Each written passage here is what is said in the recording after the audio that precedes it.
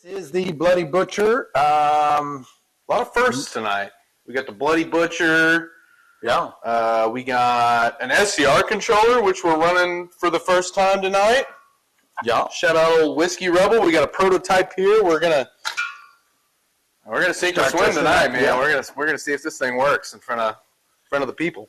Yeah, I'm sure it's going to work fine, but I think it'll work. Prototypes are prototypes. You never really know. We did a little test on it before, dipped it down in some water and got it heating up and worked pretty good. I was pretty stoked about it.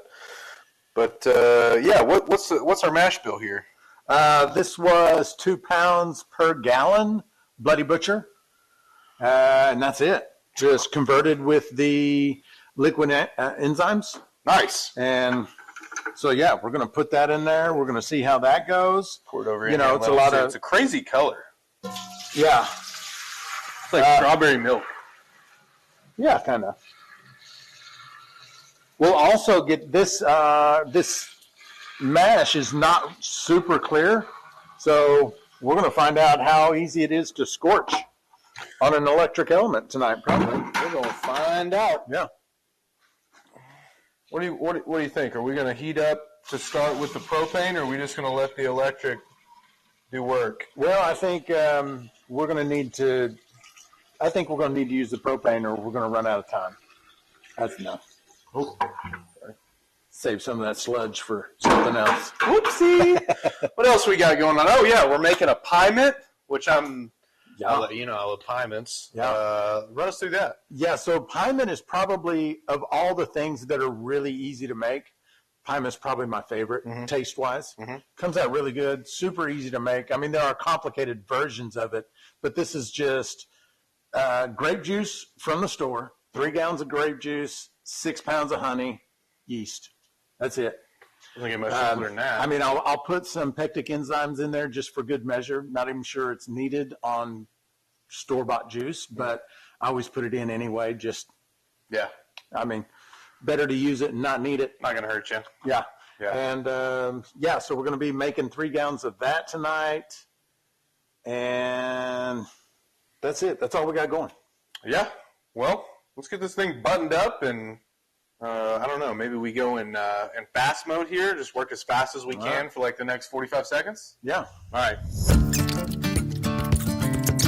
Also, we're running this as short of a column as we can tonight because we want as little passive reflux as possible. We want to pull all the flavor, get a lower proof. This might be coming off the still at like 120, 125, somewhere around there. We'll see. Yeah. But we're not using the big tall column, and that's another great thing about this still. So versatile. We're actually going to be running in kind of a pot still mode. I like it, man. Try to get some of this flavor out of y'all.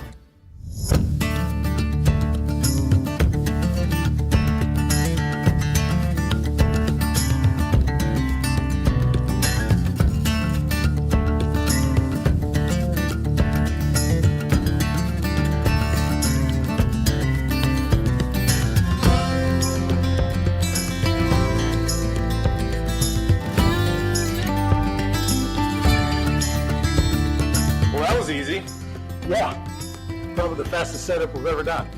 I mean, in the grand scheme of things, wasn't too bad, man. Like 4 connections, that's it. Yeah. So you can see we've just got this side glass in here just to give us a little bit of height. We probably could have even ran it without the side glass if we wanted. Yeah.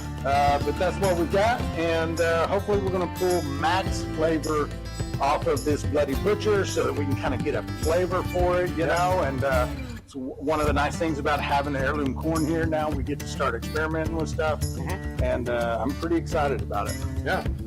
Well, grab a drink and enjoy the show. Woo.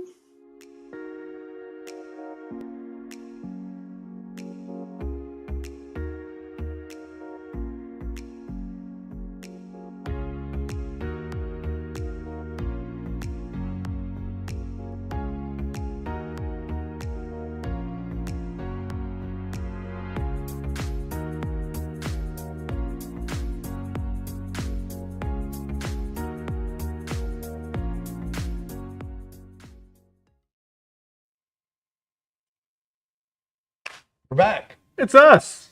It's you. We're here again. Another fine Thursday evening. ABV Society Live. I'm Zach. That's Cyrus. We're glad you're here. Glad to be with you. Yeah. What we got going on today, man? We're making a Pyment tonight. Of course, we're running the Mile High Still in a different configuration. We'll get into that a little bit later, but we've had some hiccups. And then what else? It was a wild start to this. This run, by the way. But yeah, we'll get into it hot and heavy here in a minute. Right. But, Also wanting to know, how does the audio sound right now? We got some new mics. Sound a lot better. And new hardware. Hello, can you hear me? Operator, please connect me. The mics that we were using in the intro were the old ones. These had not come in yet. They made it in time for us to get them charged up so that we can use tonight. And hopefully the sound is much better. Doesn't sound as fuzzy. Audio's awesome. Good. This makes me happy. Yeah, so third Thursday of the month. This is the third week of, getting ready to give this still away. Mm-hmm. We're excited about that. Yep. Most of everybody in the chat already knows about this. I see a lot of membership badges. Our New Zealand buddies in here with us. Mean Deller.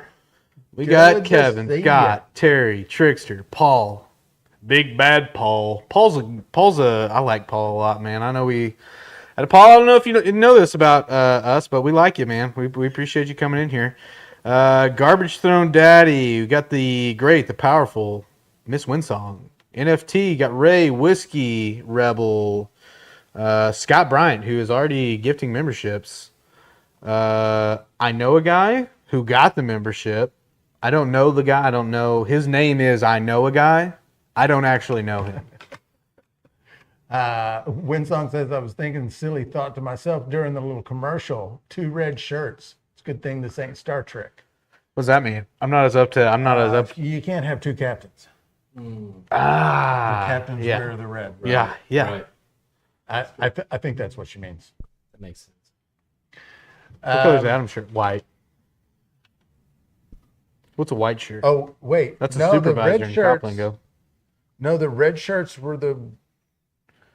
I didn't watch much of it. Who are the guys with the big foreheads? The red big shirts, naughty? The red shirts were the nobodies, right? And whenever you saw somebody in a red shirt, you knew that person was going to die in the episode somewhere. Oh, no. Seriously? Maybe that... No, I don't remember. I don't remember the colors. I want to live. There's got to be people in the chat that know this. We have to have a Sure. Trekkie. Yeah. Like there was, when you saw a specific color shirt, this person was going to die because they were a nobody on the show. Right. I think. Yeah. I feel like... It was generally expendable, often dying on away missions or during the episode. Yeah. Interesting. On away missions, right. When they go down to a planet, that guy gets eaten or something. Normally a little relaxed during these things, but I think on this one I'm going to be a little bit more on guard. I don't want to die. So we will get into what happened between when we recorded the intermission and now. Drips. Look, drips.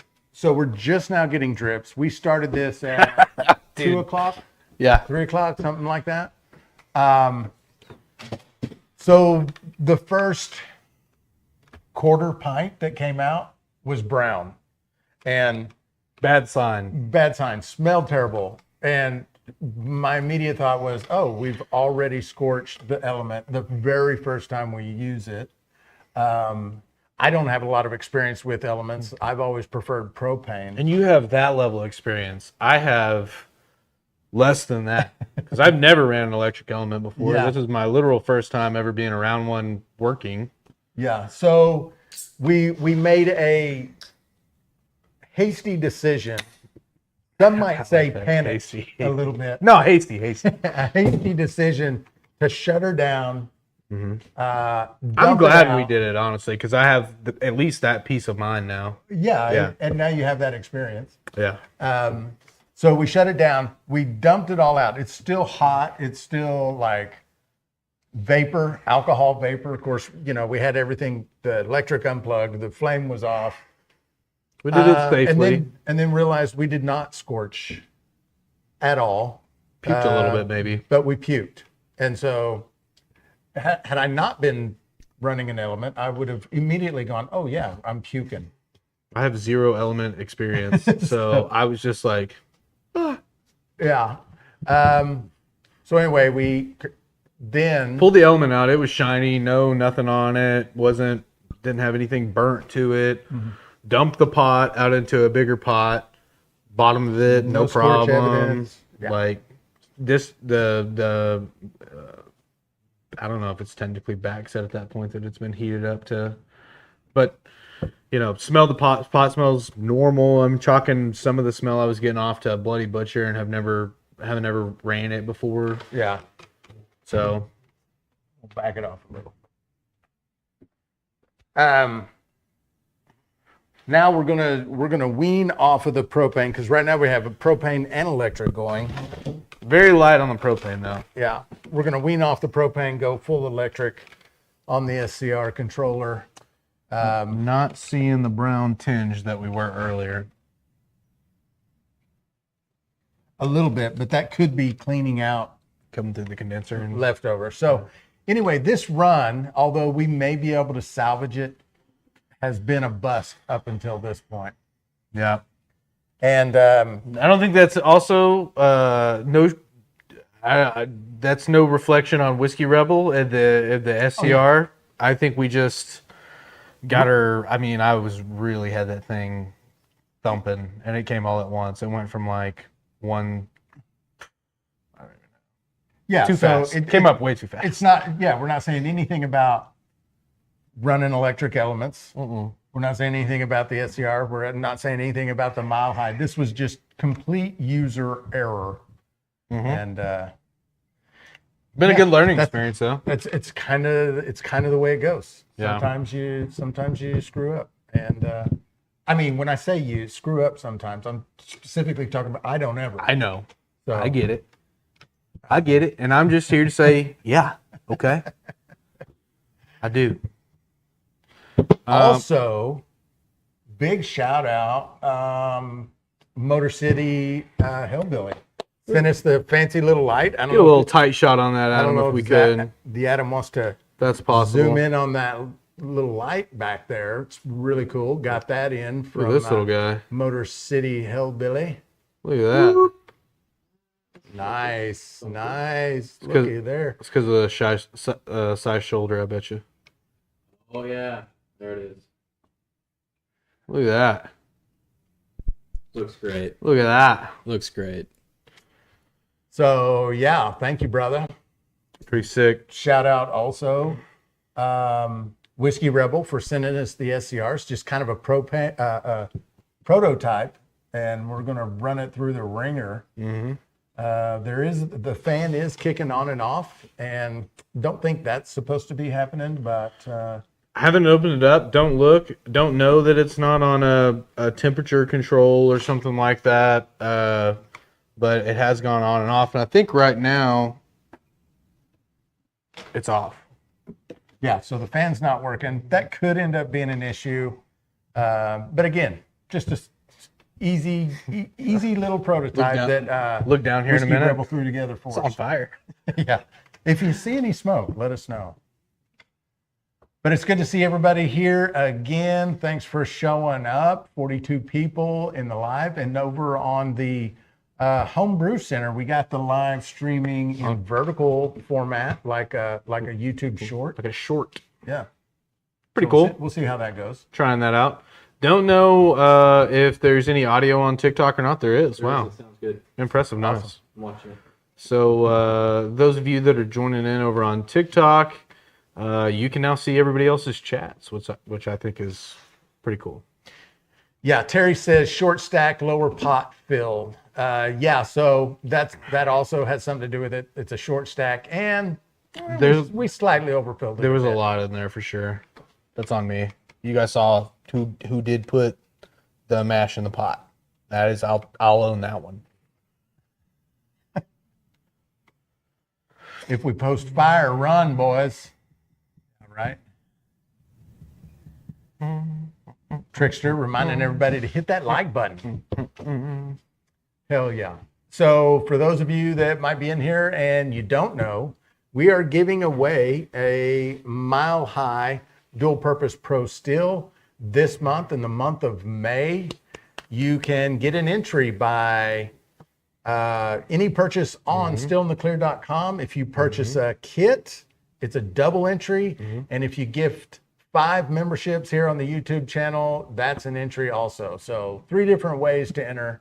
And yeah. Also, you can just cash at me $20 and I'll give you like 5 entries. All right. Just a little side hustle I got going. Okay. All right. I mean, that might have been something to cover in the weekly meeting, but all right. Sorry about that. No, that was satirical. That's very responsible of you, Zach, taking accountability. That's what I do. I'm a responsible guy, even when I'm irresponsible and do something that may harm our run.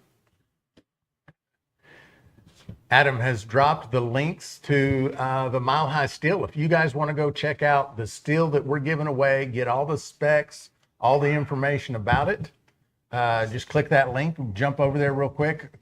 Open that link in a new tab, so you don't have to actually leave the live. Don't have to pitch heads if you puke out all of your mash. It's very true. Very true. I think I don't know, what episode is this? 34? In 34 episodes, I think we've puked one other time, and it was very, very little into our heads jar. I mean, We shut it down real quick. It almost may have been just, for a second too, I thought it was maybe something that was left over into the condenser somehow, but I think it was maybe a puke. Yeah. But I don't know. Rodney with the 5 gifts and an entry to win the still. Here it comes. Welcome. Here it comes. James Ready? Owens, Da Schwag, Paul GM, Talon, and Ali Aknbris. There's a last name with 1 vowel. I'm waiting on it. I'm waiting. It's coming any second. I think he's got his mind on something else at the moment. Are you mashing them in? Hold on. Different animation, wrong animation, potentially. Well, there it is. There it is. I love it. That would have been terrible if like a donkey or something just walks on, says a completely different animation, just like one we haven't even seen before. It's like, oh, there you go. not what I was looking for, but I'll take that. That's badass. Yeah. Slight brown tinge to that jar. Yeah. I think it's just probably working out the... Cleaning up what we left in there. Which, hey? You know, it happens. And it has happened on this run. It's not the last screw up I'll ever have. I'll tell you that. Yeah. It's not the last time we'll even puke a still, I probably. think if you don't mess up a run here or there, or just mess up a part of a run, or do something like, you're not running enough. Yeah, you're not trying hard enough. Yeah. Dave, good evening, brother. I almost said good morning. I'm used to saying good morning in the lives every morning. Yeah, I've been enjoying those. Also watched one from the house the other day when there was a blockade around the block. Yeah. That was pretty cool. Just being in the chat, hanging out. It's nice. Different experience. I was sitting there just drinking my coffee like, hey buddy, how's your mom and them? It was nice. Oh, well, it is morning for me, Diller. Yeah, it's true. New Zealand time. Got to get over there and shoot some bighorn with you. They have so many animals you can hunt in New Zealand. It's crazy. Oh, yeah. Oh, yeah. Ibex, antelope, all kinds of stuff. Don't know what that is. Yeah. Red stag, reindeer. Okay. Apparently reindeer is delicious too. I've never had any myself. It's very popular up north. Reindeer's a real thing, not just a Santa Claus cartoon. Are you asking that seriously? No, I think I knew that. Now the way you said that made me think maybe you didn't. I mean, kind of like not real sure. So It's like a Schrodinger's cat situation. yeah. I'm not real sure. Yeah, no, they're 100% real. Robert Sebastian with the 5 gifted. Damn. Here it comes. Here it comes. There is another entry into the still giveaway. Hold it down, dude. I love doing that. I know I say it like every time I do it, but who all got one? Brutal Bob? What a badass name. Brian D, Rick Moreland, Kevin Goldbranson, and Quantum Resin. Wow. Quantum Resin also. That's a lot to... Powerful. Yeah. Strong name. Terry Baldwin says, just another learning experience, not a bad thing. Yeah, that's anytime I screw something up or something don't go as plans, I don't let it bother me anymore. It's just try and take whatever lesson was there. One song, try to help Paul out. This may be a good note for everyone. I don't know how many. We don't see them on our end. Normally when we're in the morning live, it'll show us like, hey, this message was redacted. This message was held back. So I imagine there's a good fair few of them that we don't ever see on this end because the setup's a little bit different. But yeah, any type of cursing in the chat. And this isn't an us thing, right? YouTube just doesn't let them come through. So, food for thought. There's old Paul right there. He says squirrel is real good in Arkansas. Don't see anything but wholesome comment there. That's right. No reason to hold that one back. Yeah. Richard did got one of those entries earlier. Yeah, Richard. I'll make a note of it. We'll get you. To be honest, I didn't think about it at the time, but I'll make you one. I'll remember. Speaking of Richard, he brought us something by to try. Richard. I'll grab some shot glasses. It's got a thin candy shell. Surprised you didn't know that.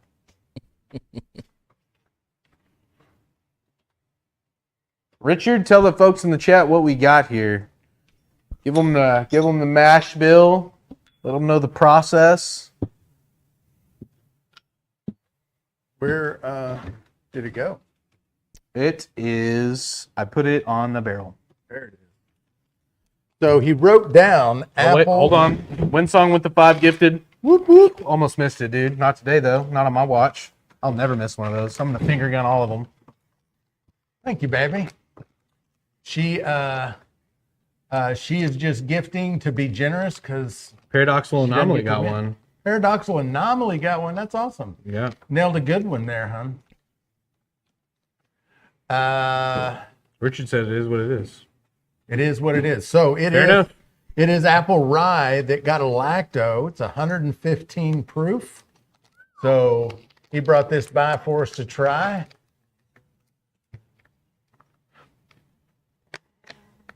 She said, I thought I'd get a gifty in there while it's working. Yeah. Mm-hmm.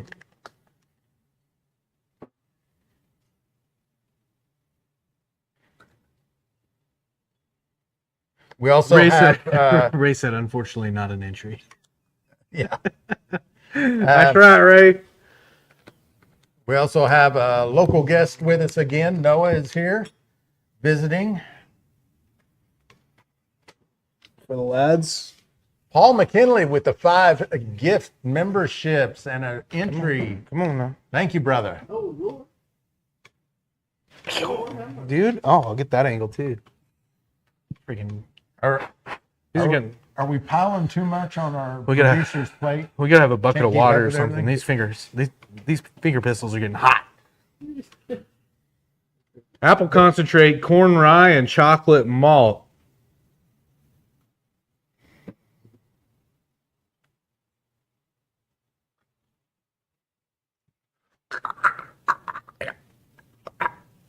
I'm just kidding. It's actually really good. Got a scald on the back end. There's something in there. I'm trying to pick It's it that out. malt. Is it the malt? Yeah. I get chocolate off the rip. Oh, look at that down there. Fancy new thing the producer put together for. Oh. Garbage Stone Daddy with the 5 gifted. I gotta start. My pistols are like about to melt down. I gotta get like a. I don't know. I'll be honest with you. I'm not sure what kind of weapon that was. It's like a Madu shotgun type. Gotcha. That's a pretty good apple rye. I like it. I think You can get a hint of the apple, right? a little bit of that sweet. yeah. Got the chocolate that comes through kind of more so on the back end.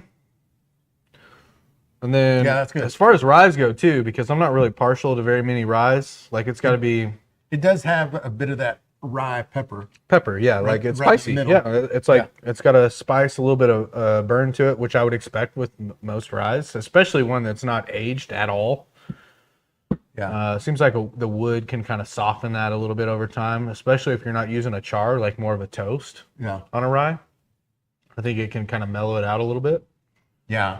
I think if this was mine, I would probably proof it down to like 95. Proof it down to 95 and This is really good, though. or stick it on some wood at 115 and then proof it down. I bet you end up with a smooth, nice little sipper because the chocolate and the apple are definitely in there. Yeah. I like it. Yeah. That was a good job balancing some difficult recipe ingredients. Steve Chadwick got a membership. He'll probably. Steve Chadwick's a local guy, local radio guy. Oh yeah, Steve. I know Yeah. Steve. I don't know that he ever pops in here on this, but I don't know. Winsong says it's so not fair. Yeah, I can't win it. He can't win it. I'd love to win it. We Adam can't even win it. we do make the rules. Like maybe I mean, you are doing a Venmo project. So. let me just clear that up too. If you Venmo me or find me on Venmo or Cash App, it's not an entry. I'm not going to send the money back, but it's not an entry. Not an entry. Yeah. David with the 5 gifted memberships. Whoop. Thank you, sir. Or Hagar. Hagar.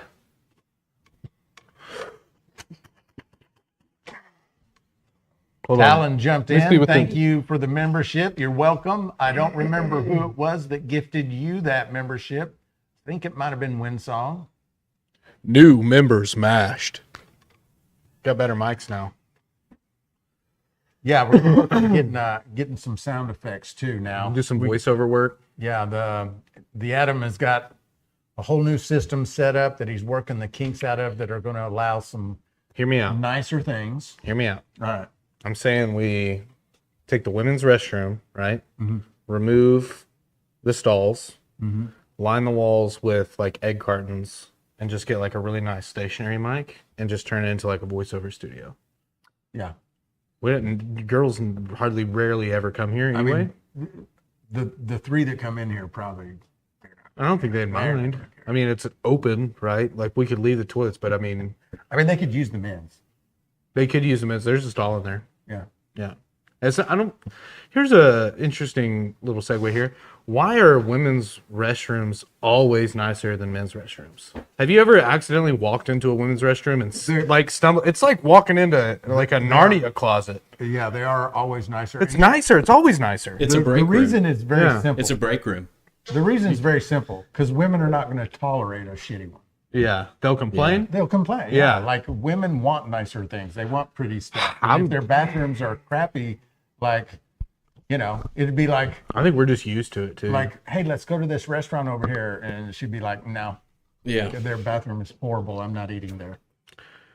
I seen what others have, and I want that for us. Garbage says there's always a couch in there, too. I was about to say They they, do always have have a couch. couches frequently. Also, why is that? They have furniture. A TV. We barely get working doors. Most times the doors don't work. Well, the and- locks are broken. And we don't use. There's no TP. We don't use the men's restroom as a meeting area either. Yeah. And they kind of do. Yeah, that's fair. I don't care how they're using it. I know what they have, and I want it. Oh, no. The gifting stopped working again. What? How about on that? Seriously? I don't know what that means. Winsong says because some men have bad aim. They're not putting furniture in a men's restroom. We'll pee. Yeah, that's fair. Dude, it's just They probably would. I don't know. I don't get it. I see other people have nice stuff. I want to have nice stuff. I've never walked into a men's restroom one time, except for in the Fort Smith airport, where I was like, "Oh, dude, this is great." And you know what? I bet theirs there a couch? across the hallway. No couch. I bet the women's across the hallway in the Fort Smith airport is way nicer. You know, it was voted number one airport restroom in all of the United States. The Fort Smith Airport. There's a huge article on it. Yeah, I don't know who puts that together. I mean, I'm just in my mind. I'm thinking, okay, not many people voted on this. No, it was This like is a huge. This is a very low sample size. We're a large community. We're proud people of those who are try to be somewhat studious about bathroom cleanliness. Good ones, bad ones. I'll tell you this: I've learned there's not a gas station on Towson Avenue that I will go into 1 or 2 in. Not gonna happen. They're bad. People sleep in there, and some of them. Yeah, it's that bad. That's rough. That's rough. Motor City Hellbilly just dropped in. Glad to see you, brother. We were just bragging about the awesome light that you sent us.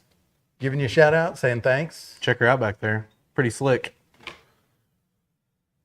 Yeah, I'm hoping. I looked at the tinge on that first jar, and as it's filled up, it's gotten less and less, I think. Yeah. So I'm hoping. Well, that jar will just get put in with the thanks. Yeah. I'm hoping by the. I'm We'll hoping let by it fill all the way up Okay. before we swap the Yeah. jar. Let her fill up pretty good. No Clue is over there on TikTok. Join us. What's up, brother? Yeah. I was really thinking we would get more people on the vertical side of the YouTube deal, but It may happen. Yeah, I don't know. It could happen. Yeah, there's some kind of disconnect, and I don't know what it is, if people get notified or they don't get notified. But like, if I go live on TikTok just throughout the day, I'll have anywhere from 5, 10, 15, 20, 30 people in there. And then when I go on this, it's like there's kind of something that I don't know. But Maybe TikTok doesn't like it when you don't use the native app to do your live. probably not. I don't We know. are using their app. Oh, okay. It's the live studio now. Who them? We are using that. Maybe I just suck. we thought about that yet? Well, Maybe you're not any good. if you were getting Give up. if you were getting no viewers during the day, then we might say that. But you get viewers. Yeah, a little You know bit what I mean? sometimes. Yeah. Well, what do you say we make some mead? I could do that. I can make some mead. We're okay. now, Pyment specifically. I will throw this out. Can we do it in 25 minutes? No. Must be. Yeah, of course we can. That's a Okay. cool idea. I like that idea. Yeah, we're not in a situation where the idea came to my head and I thought this must happen immediately. So 25 minutes from now. You're talking about like after the After the first break. intermission? Sure. Sure. Man, I gotta hand it to old Richard there on the apple rye. Not bad That's at good. all. It's pretty interesting, that combination. I've never really seen anyone do the apple, the rye, and the Chocolate malt. chocolate malt. Interesting combination. Think it works well together. That's definitely one you should try to mimic and tweak and play with and fine tune. Definitely worth some extra time. It's got off. good bones already. And I would make sure it got a lacto infection again. Like, Yeah. or tweak one thing at a time, kind of like what you're doing with the white corn. Make one change at a time, change nothing else, see how it goes. Mm-hmm. Then the next run, you change one more thing. Mm-hmm. Yeah. Yeah. That's what I'm doing with that white corn. Trying to do everything exactly the same, process wise and ingredients wise. Change one element each time. Mm-hmm. So I'm like, okay, I like this better. Like the thing that's hard about that is I'm not sure. Do you remember what still we were running last time we ran that? Nope. I don't either. I don't know that's gonna matter. Yep. Richard's going to send us the recipe. Hell yeah, Bubba. Maybe we can even talk to Neil. Maybe this one is one that goes into the. I think it's Into the mash mash. worthy. I definitely think it's mash worthy. We'll kick it to the brass over in England, but Yeah. I like the new little Richard, we're gonna comment highlight I do too. ability That is down cool. at the bottom. Pretty awesome. That is neat. Richard, we're going to probably overfill this jar. We're going to let it really run, I don't know. Run its course. A couple extra ounces. We're trying to clean up that puke. That sounds different coming out of my mouth. Yeah. I'm seeing all the jars. This is intentional. We are overfilling this one. The Duke is lurking tonight. Look at him down there. Mean Dealer says, I'm experimenting with sugar washes, adding some flavor by steeping some grain. I've got a stainless still. Would I add copper packing in the column for a stripping run? I don't think for a stripping run. Yeah, for a stripping run, I wouldn't. Because the stripping run is just to extract all your alcohol as fast as you can extract your alcohol. And all your cleanup and making your cuts, that comes during the spirit run. So, yeah. Just run it out as fast as you can and don't scorch her. Yeah, Windsong's telling us to sober up. Pay attention to the jar checks. We see them. We're doing it on it. We're getting... Who did it? KRB. Woo! I missed that one. Man, I'm getting a little slow on the draw here. Big H asks, what is your favorite simple mash Bare Basics? I know what mine is.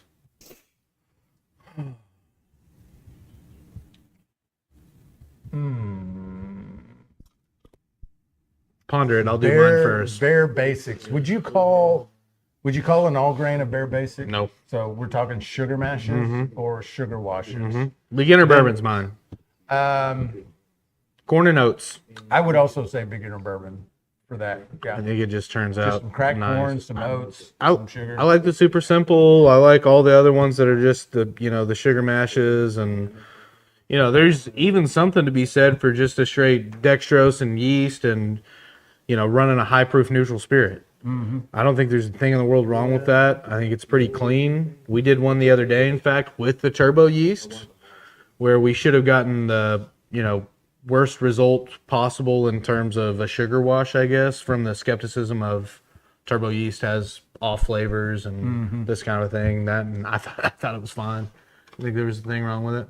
Jason says corn, oats, and sugar. Yeah. Yep. That's the beginner bourbon. The super simple kit. Super simple's awesome. Fresh sweet corn and oats from Iowa Free Thinker. Super simple beginner from Paul. Super simple corn sugar wash mash all the way from Whiskey Rebel. Yeah, I think it's probably time to grab that jar. Right up there at the top.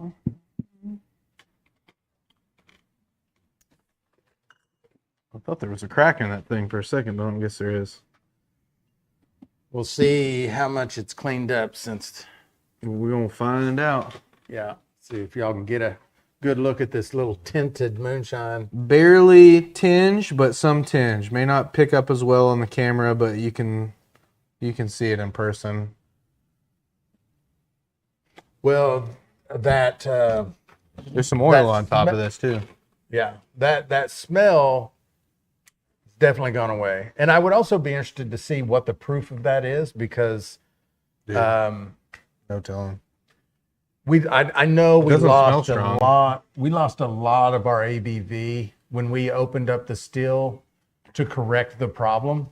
And I mean, this run may not even actually be worth it because of that. But we thought we might as well just keep going, and we can share our experience with you guys. Maybe you guys can learn something vicariously.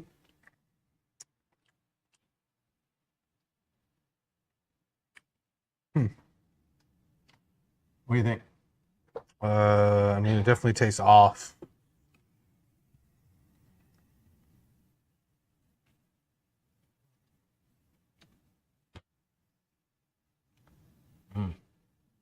Lost some proof there, didn't we? I don't know. That's not very strong. I can't tell you either. Like, I mean, I don't know. This next jar, now that it's running consistently, I don't know. I mean, between the puke and all the vapor we shot up into the condenser and column, and what made it. I don't know.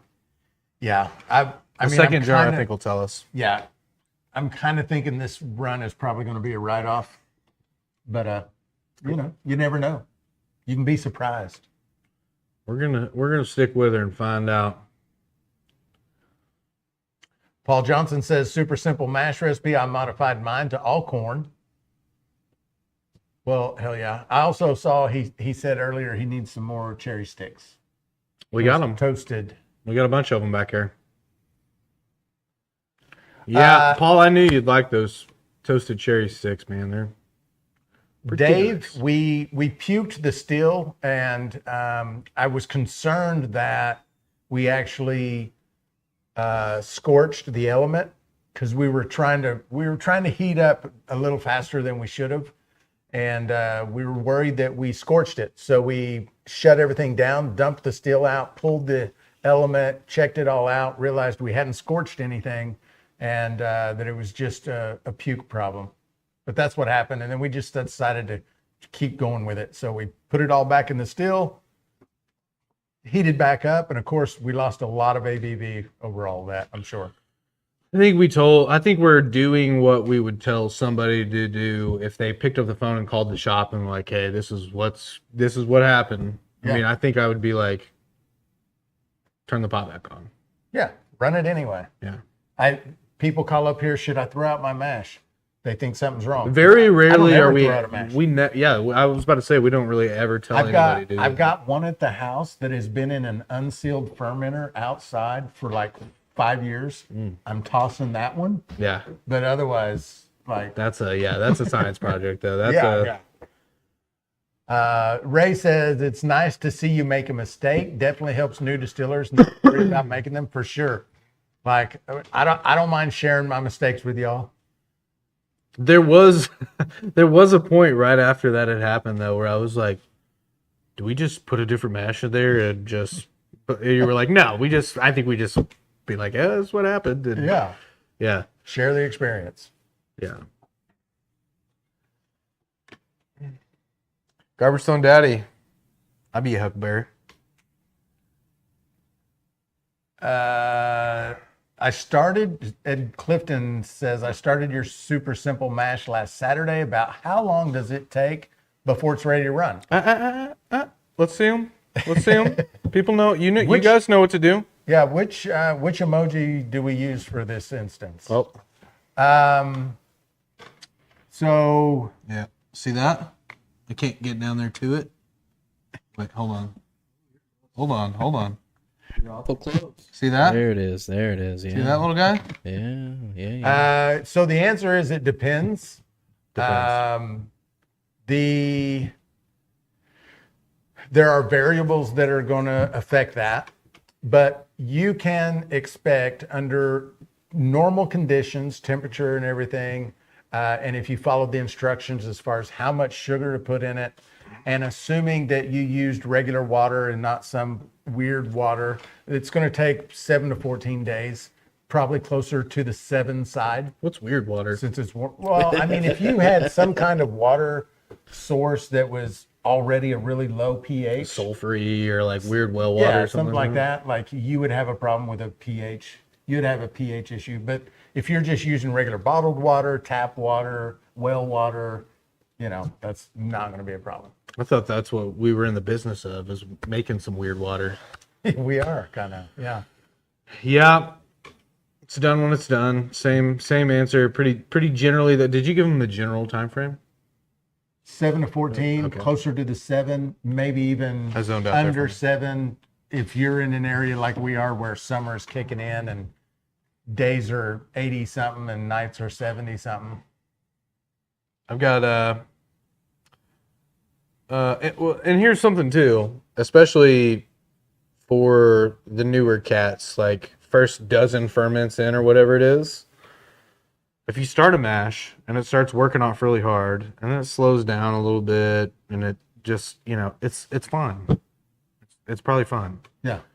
I think naturally the first few ferments that you have, we're skeptical because we're not sure exactly what's happening, what's going on in there. Yeah.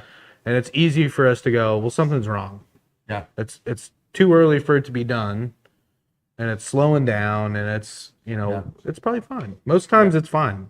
And we get calls where it's still working. Like, we'll get through the conversation, and we're like, well, it's still working. And it's like, oh, Yeah, well, you kind of have this regiment of question when someone calls and says, my mash isn't working. Yeah. You kind of have this regiment of specific questions we start asking. when did you mash it in? And then you realize Where's it at? It's still bubbling. Yeah. And then just that should be one of our like second or third questions is like, okay, is the airlock still working, or is there still a cap on it? Because there's still a cap on it, but still working. Right. And I didn't realize that when I first started. For there to be a cap on it inherently means the mash is still working away, holding that cap up. Right. How do you avoid scorching elements? Low raise in temperature, is that best, or keeping it covered? I think the best option is to clarify your mash very good before you put it in a still if you're using an electric element.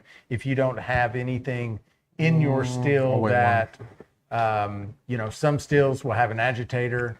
Who is that has the jet that pushes, make sure nothing gets on this? Copper Moon. He's got a really interesting setup where he takes water from one side of his still and blows it in directly onto his element and is constantly circulating, moving liquid across his element. Yeah. Which I think is pretty smart. Shady Homesteader says, one day I'll be a moonshiner. Yeah. How big is his still? Like, he's got a hell of a setup. I think it's a 50 gallon. Yeah. Yeah. Maybe it's bigger than that. I don't know. I think it's you already qualified, brother. Yeah. Winsong says no better time to start than now. She made Winsong is not a TikTok person. I think the only time you ever see Shady is on TikTok. Shady said, I've never scorched an element. That's awesome. Distilling Jesus over there. Yeah. I forgot. You never made a mistake. Shady, I don't know if you missed the front part of the live, but we thought we scorched. We were pretty sure we did, but maybe we just puked a little bit. It's a combination of a few things. We've never ran this element. This is a new still setup as far as the column length on top. We got it really hunkered down compared to what we normally do. And it's a new mash as well. So it's Bloody Butcher that we haven't really messed with very much. And which is kind of a disappointment that this run hasn't gone to I know. I'm really not going to trust whatever it is I taste. I'm just going to have to run another batch. Yeah. Ricky Bobby 73, first off, before I get around to your question, great name, is 30-pound corn, 8-pound barley, 4-pound oats, and 50 pounds of sugar good for a 20-gallon mash. It's way too much, brother. I mean, 50, well, okay, let me ask you this. Yeah. Was it exactly what you were about to ask, which is he converting starches on the oats, barley, and corn? Yeah, that would be one question.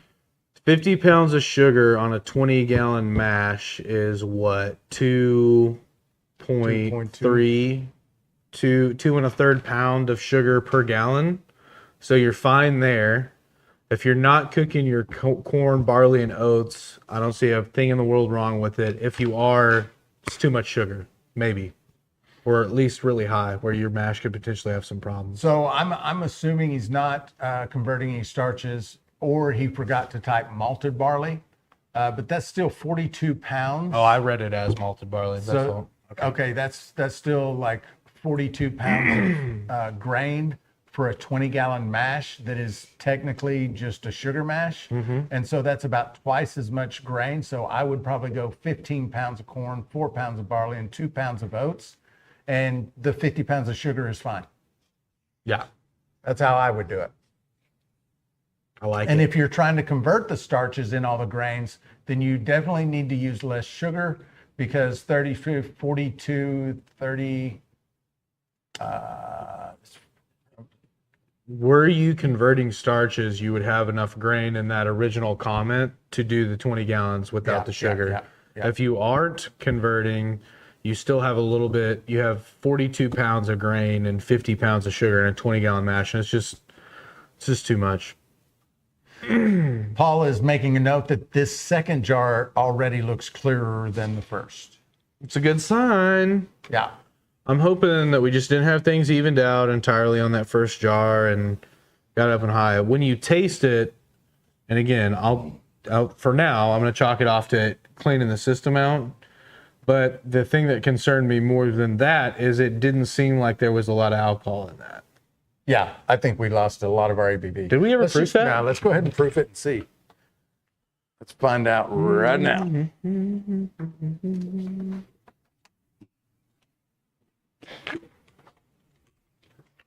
Winsong says, yeah, I've seen him, but he should be calling him himself a moonshiner already. He knows he's a moonshiner. He's just horse playing around, just coming in here fooling around. He thinks he's coming in here being funny. What he's doing. Am I laughing? Am I laughing, Shady Homesteader? I was laughing. I had to draw it back there. He says, I mean, even before I got an agitator. Okay. Well, 122. That's about what I expected. What we were shooting for, yeah. It was going to come out higher than that for certain because I know we lost some. I mean, I hope that, man, I really hope that we get the situation where it's like we followed the advice we would have gave someone else, and like second and third jar we have like good liquor. Yeah. Wishful thinking. Shady Homesteader says, I mean, even before I got the agitator, I just put a pond pump in a brew bag and it seems to filter it well enough to not scorch. Yeah, I think I've seen guys doing the pond pumps off the top through a micron bag. Yeah.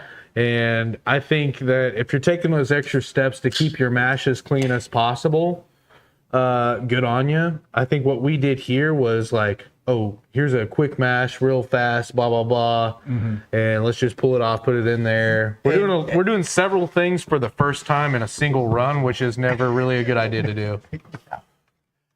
Lynn asks, what are your thoughts on using bread yeast instead of turbo? So those two yeasts do not compare at all.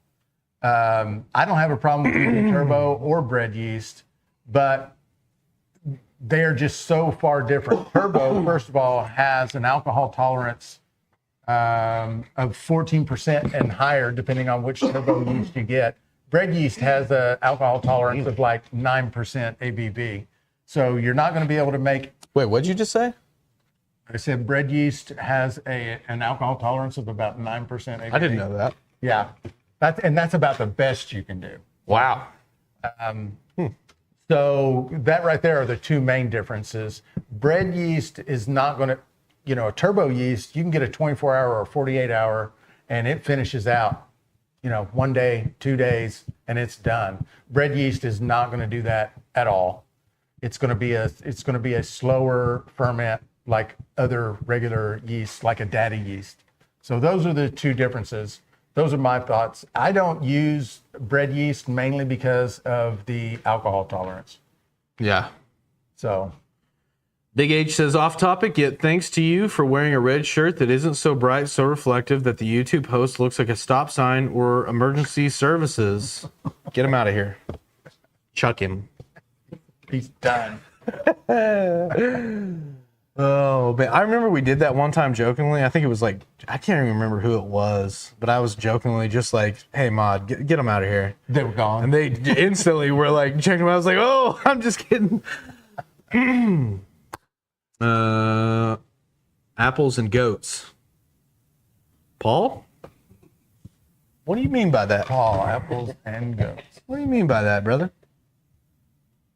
What are you trying to say, man? So what gravity would be to anything over like 1060 is going to be a struggle for bread yeast. And depending on the bread yeast that you use, even like 1045 can be a problem because some of those bread yeasts have like a 5% ABV tolerance. Is that true? Turbo 48 will go up to 20? I know it depends on your brand, but you can get a turbo yeast that'll go to 20%. Yeah. That's crazy. We've got a 48 over there. Go see what it says. See for ourselves. Yeah. The limit on daddy is 14% for a daddy yeast. Well, I think you sold all the 48 hours. Oh, did I? Okay. But the 24 has up to 14%. Oh, Paul, his apples to goats comment was in reference to trying to compare bread yeast to turbo. It's like comparing apples to goats. Sure it was. I use turbo yeast, but you really need to use the appropriate amount. Don't dump a whole bag in a 5-gallon batch. There's so much yeast nutrient in a bag. I use a whole bag in a 50-gallon batch. So you're saying you use the bag that says it's good for 6 gallons in a 50-gallon? Is that what you're saying? How long does it take to work? I've never done that. How long does it take it to work off? Typically. Mean Dealer says, I just ordered some Red Label Angel yeast, which is 17%. Yeah. Nice. Yeah. What's the difference between the yellow label and the red label? That mold? I have no idea. I don't know very much at all about the Angel yeast strands. Flavor-wise, is there a downside to using either? If you're referring to the Turbo versus the Daddy, not that I've noticed. I don't notice. I don't think there's, so far my experiences say there's not that much difference. I haven't seen anything that would hinder me. Now, you use the Fleischner's or Fleischler's, whatever it's called, in the breakfast bourbon, and it's like some of the best stuff ever. Yeah, and that was like 9%. So I don't know, man. I think there's some downsides. I think maybe the bread yeast can react differently with some different stuff. And again, there's the drawback of the ABV and all that stuff, but yeah. Shady Homesteader says yes, so he does use the bag that says for 6 gallons in a 50-gallon batch, and it takes 5 days. Yeah. That's crazy. They're just awesome. Really getting us to go through those. You can make half a satchel. If you shook it up real good, go twice as far. 5-10 times as far from what Shady's saying. 5 days, 0 stall in 50 gallons. That's crazy. Well, it's top of the hour. Should bring us out.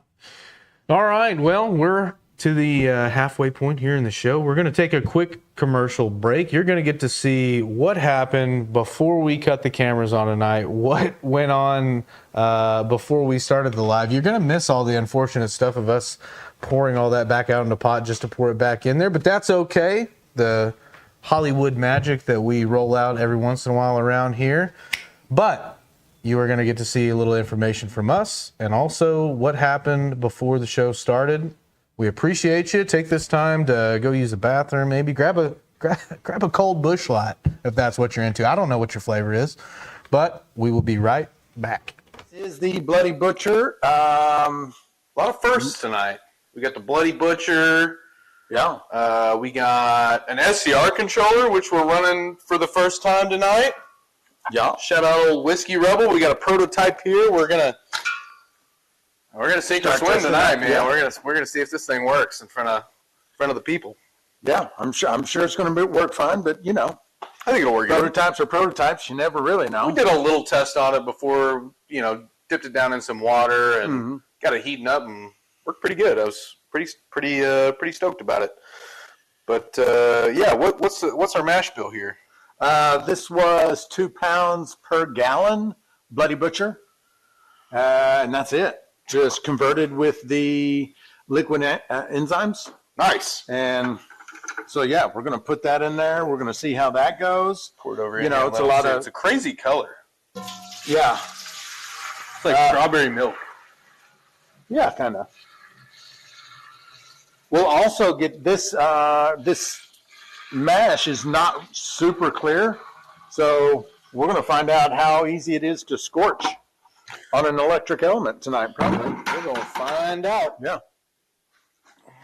What do you think? Are we going to heat up to start with the propane, or are we just going to let the electric do work? Well, I think we're going to need to. I think we're going to need to use the propane, or we're going to run out of time. That's enough. Oh, sorry. Save some of that sludge for something else. Whoopsie! What else we got going on? Oh yeah, we're making a Pyment, which I'm Yeah. I'll let you know. I love Pyments. Yeah. Run us through that. Yeah, so Pyment is probably, of all the things that are really easy to make, Pyment's probably my favorite, taste-wise. Comes out really good, super easy to make. I mean, there are complicated versions of it, but this is just grape juice from the store, 3 gallons of grape juice, 6 pounds of honey, yeast. That's it. Doesn't get much simpler than that. I mean, I'll put some pectic enzymes in there just for good measure. Not even sure it's needed on store-bought juice, but I always put it in anyway. Yeah. I mean, better to use it and not need it. Not going to hurt you. Yeah. Yeah. And, so we're going to be making 3 gallons of that tonight. And that's it. That's all we got going. Yeah. Well, let's get this thing buttoned up and I don't know. Maybe we go in fast mode here. Just work as fast as we can for like the next 45 seconds. Yeah. All right. Also, we're running this as short of a column as we can tonight because we want as little passive reflux as possible. We want to pull all the flavor, get a lower proof.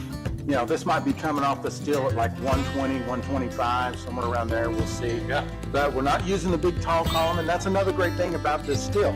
So versatile. We're actually going to be running in kind of a pot still mode. I like it, man. Try to get some of this flavor out of y'all.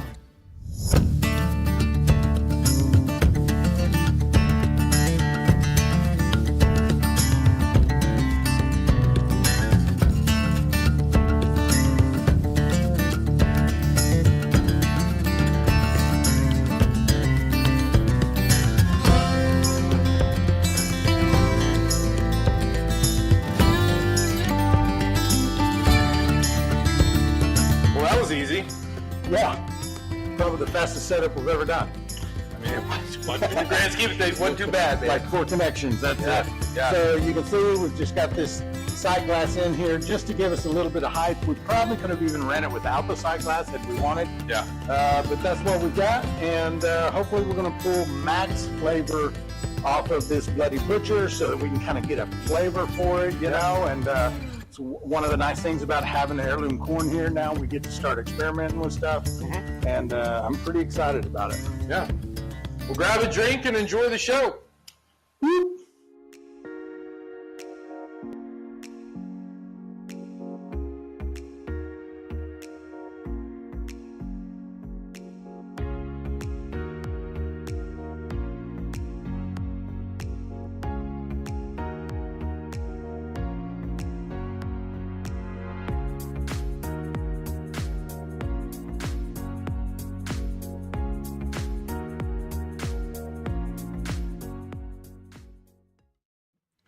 And we are back. I don't know if you've ever enjoyed the good quality nature and flavors of a nice Pyment, but if you haven't, we're going to make one live, show you just how easy it is, and yeah, I'm pretty excited about it. I think Pyments are one of the best things out there as far as just Very easy, good drinking, tastes good. It's my favorite mead. But if you want to dip your toes into a mead too, and you like you're somewhat of a wine drinker, or you like making wine, or maybe you don't and never made either, this is a good one to make. And it's very simple. You can get everything that we are about to use to make this Pyment at, I don't know what you got. If you got a Piggly Wiggly, which I hope you do. If you don't, we don't have one here very close. Where's the closest Piggly Wiggly, Adam? Poto? Is there a Piggly Wiggly in Poto still? Muldrow. There is a Piggly Wiggly across the line into anyway, doesn't matter.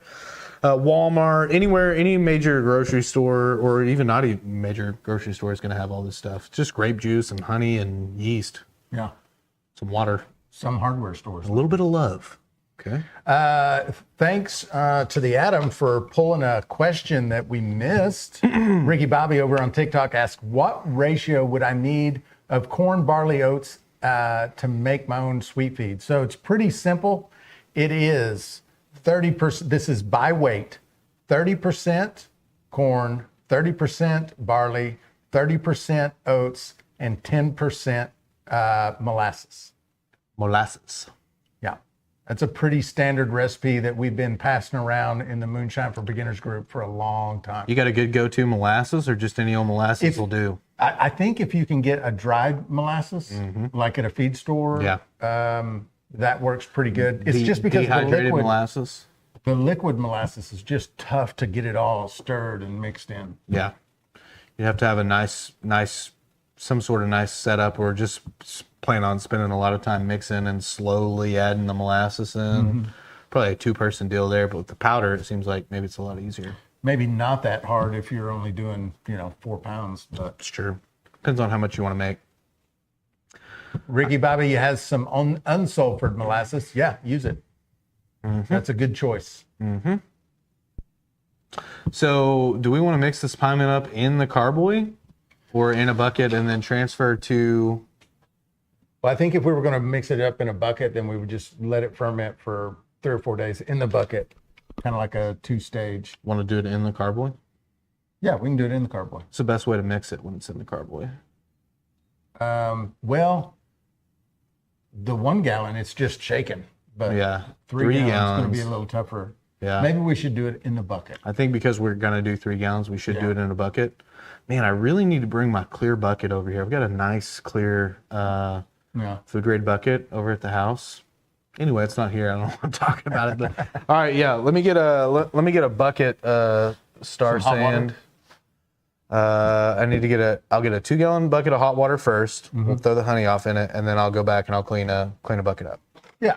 All right. So he's going to be doing that. We're getting the hot water simply to warm up the honey because it just makes it a ton easier to pour out and mix in if the honey is hot. So he's going to get a bucket, 2-gallon bucket of water, hot water, and we're going to just let the honey jars in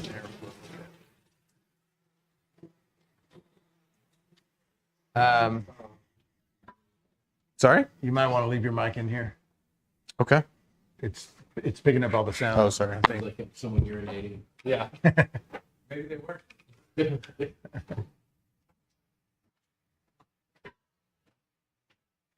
Yeah, so we'll be doing this jar here in probably 15 more minutes, looks like. Still has a tint to it, so another jar that's going to end up in the faints. By the 3rd jar, we'll see what it's like. Did you proof the last jar? Yeah, it was 122. Okay. I expected it to be lower than that, honestly. Yeah. But even by taste, I expected it to be lower. Just like using extract for beer. So yeah, the same, because I believe when you say using the extract, you're talking about the liquid malt extract. It's very thick and syrupy, much easier to mix up when it's been heated up. Jason, never had Pyment. What's it compared to? Just mead? So it is a subcategory of mead, which Pyment is just grape juice and honey. And in your mind, just think of taking a wine and a mead and combining them. That's very much like what it is. Trickster says cinnamon shine here.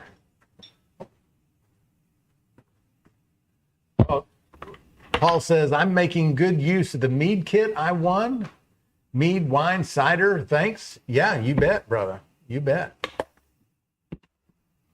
So there's, we got 6 pounds of honey. We have 3 gallons of grape juice, and we're just going to mix those together. We're going to add some pectic enzyme. We're going to add some EC1118. We'll take a gravity. I don't have a clue what this gravity is going to come out to be, other than it's going to be at least 1070. So it'll be higher than 1070. I haven't done any of the calculations. I think the last time I did this recipe similar to this, but it was a 1 gallon batch, it was like 1092, if I'm not mistaken. What makes liquor a whiskey versus a bourbon or a rum? So the classifications for those 3 are pretty simple. A rum is basically a spirit that's made with... Hold on. I'm sorry to interrupt you. What's going on over here? What is this tomfoolery? We were talking about how it would be good to have a soundboard sound for people walking past Just like as you walking by, just go like, Yeah, he was cracking us up. So a rum is a liquor made with cane sugar or cane sugar products. Liquor. I barely know her. Whiskey is a liquor made with grains, and a bourbon is a whiskey that specifically has 51% corn at least, and it's an all grain, and it's made in the U.S., and it's aged on new American white oak. I think there's one more classification I'm not thinking of. Hagar with the 5 gifted. Hagar, thank you, brother. New members have been mashed in. It looks like YouTube is not doing the gifts again. That's a bummer. That's all right, Hagar. You'll still get, you will, if the gifts don't go through, YouTube will refund you. And either way, you get the entry. If we know they're not going in, because if I'm like, oh, I can just send 5 gifted. Well, the thing is, we don't know for sure. That's true. We'll do them. They're at least not showing up. If you get charged for them, 100% you get them. Rimfire, glad you made it. Thank you. Glad you're here, bro. So if I aged some of the super simple, it wouldn't be eligible for bourbon status. Well, I mean, it would check several of the boxes. Some of the boxes we don't worry about as moonshiners, honestly. The fact that it's made in the U.S., who cares? Like if you're making a bourbon and you're, say, Duke over in the U.K., you just call it a bourbon. It's it is 51% corn at least. It's not an all grain, but also people don't care about that. And it's not aged in a barrel. You could put it in a barrel, but that kit comes with oak sticks. I would still have no problem if you made it and called it a bourbon. Bourbon rule number 3, not distilled above 160. I knew I was forgetting one. I don't know that all is not lost there. I mean, that's got a good smell. Other than the color, it's clear enough. We're going to be able to keep a portion of this. Tastes 100% better than the last jar, which ain't saying much.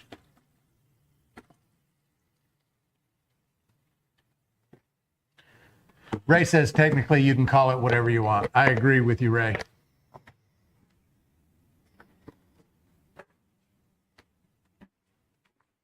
Lynn says, hey, y'all charge a tariff to Canada on your products. Man, all I know is we can't ship to Canada. We only ship inside the U.S. because shipping outside the U.S. is crazy. Oh, yeah. Okay, so we've got 3 gallons grape juice added.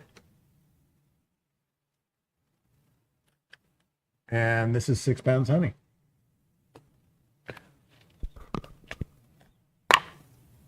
Jesus. Winsong says they're not going through. He's going to get refunded. He's going to get a refund notification from YouTube. I might try to contact somebody at YouTube, although it's also kind of like asking permission, and I think they may have a problem with the way we're doing the gifts because it's part of a contest. There may be some kind of YouTube rule there. Why let some of them go through though, and not others? Is my I'm not saying that's why they're not going through. I'm saying that if I contact them to ask them why this is happening, they will find out that we're doing that. And I think that might be a problem. Sure. I'll be drawing attention to something that maybe their terms of service they don't like. They might not. They don't like that. Yeah, I don't know. Might be worth. I don't know for sure. Honestly, I'm just. Might be worth pulling up the TOS and searching for keywords there. Yeah. And when we say TOS, and I'm not the guy Terms for that. of service. Oh, okay. I'm not the one to read a 42-page. I don't read. I control F. You guys can read?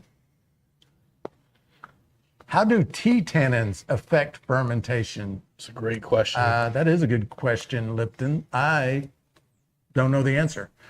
There's likely to be someone here in the chat that does, though. Also, Lipton. Is that like Lipton tea? Do you work for Lipton? Are you a Lipton? Shouldn't you know the answer? Are you Lipton? It does seem like it does. I will say, when you combine the username and the question, it does seem like there's something going on. Winsong says Salzane. Okay, I remember Salzane doesn't have. Okay, Max Boat Repairs Salzane. That's right. Okay, yeah, good to see you in here, brother. Duke sent 5 gifted. Duke with the 5 gifted memberships. Thank you, brother. Meat dealers. Yeah, I know for a fact you guys shipped to New Zealand. Yeah, that was a one-off, brother. That was a one and done, brother. Am I the only one freezing some? What are you freezing? I'm looking into it. Freezing bad. Oh. It's like buffering. Oh, I wonder what's going on. We do have a completely new setup, so Did you pay your Wi-Fi bill? we'll the Adam will look into that, see what might be going on. I think it's on their end. We're getting a lot of them. Lynn, freezing, Yeah. Oh, maybe it isn't us problem. I'm Trickster, noticing Scott. we have drop frames on our end. It's not bad like before, but I'm going to look into it. I could take my phone off the Wi-Fi. Oh, yeah. Do that. Okay. Hey, Noah, would you go back there to the office and turn the Wi-Fi off of that computer? Shut it down. Thank you. Getting a little temporary lag in Wi-Fi, maybe. All right. What would be just a spoon? We'll do fine. Yep.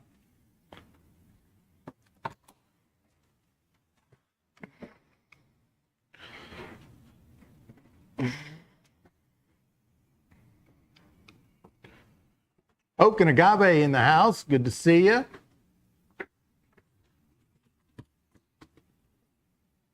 For those of you that are just showing up and may not know, we are giving away one of these stills this month. The Mile High 8-gallon dual purpose pro still. What it looks like right now is not all of its components. There are multiple components. But yeah, we're giving one away in May. You can enter any purchase on the stillintheclear.com website, gets you an entry. Any purchase of a kit gets you a double entry, and 5 gifted memberships on YouTube gets you an entry. Fifth Horseman says it's better now. Nice.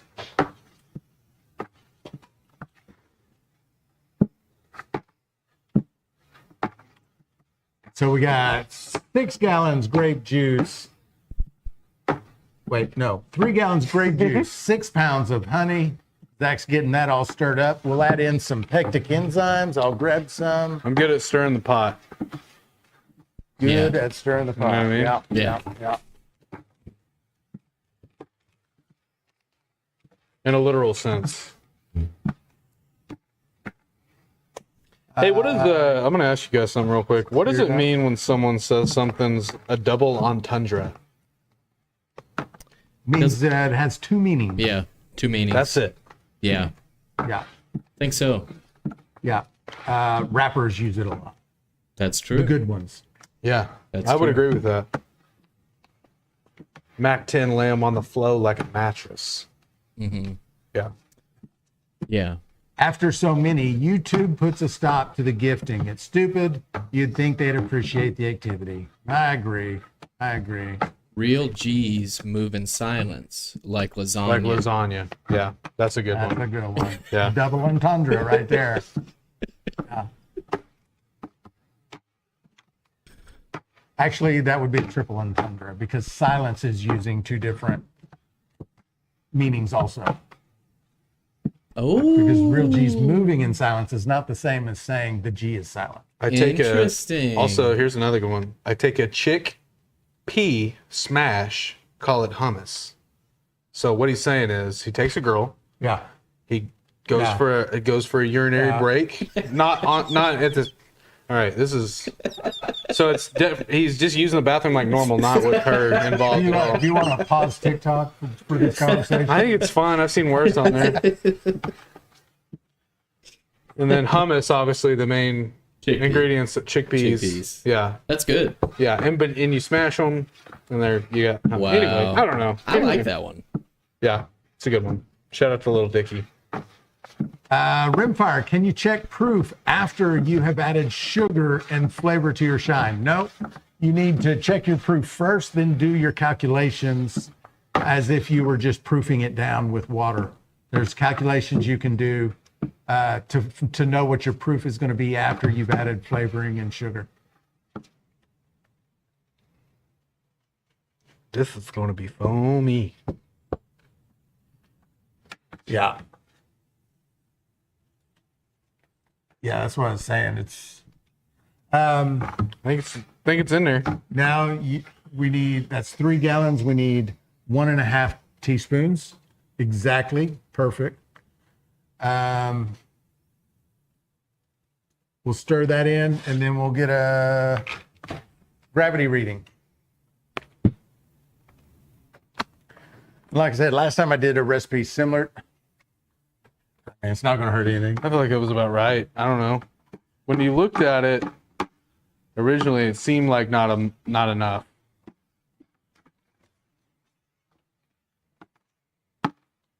Where's the turkey baster? To find the turkey baster.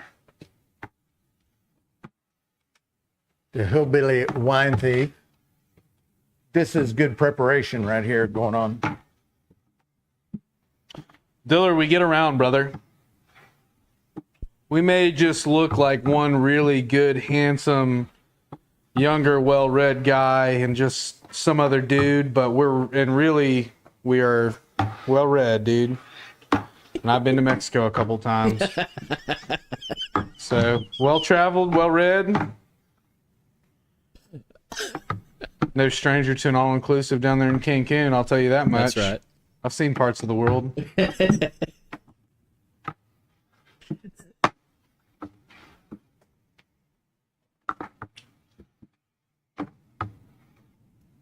We just had that today. What are you looking for? The turkey baster. Getting Basted. Good restaurant, Branson, Missouri. Go there every time I'm in Branson. Oh yeah, I've been there. Barbecue. Big fan. Yeah, it's great. Oh yeah, It's great. phenomenal. Mm-hmm. That is a Riverwalk. I'm sorry? Is it on the Riverwalk? No, it's right next to the Upside Down building.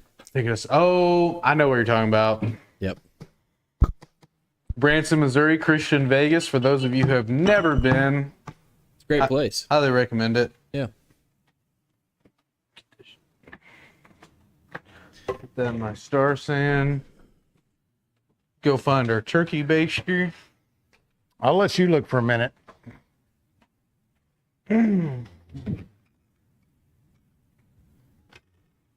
Mean Diller says we are very cultured. Let's see. Windsong's going to be helping Sulzane with some MeWe tech. Used it back here. We're filling that up. I sanitized it with the hydrometer and the test jar. They're both here. I sanitized them at the same time. All right. Oh, an actual turkey baster. I thought that was a double entendre. Can you say the recipe again? My feed keeps freezing. Oh, okay. Yes, it is 6 pounds of honey, 3 gallons of grape juice. There's no water. It's just the grape juice. No water added.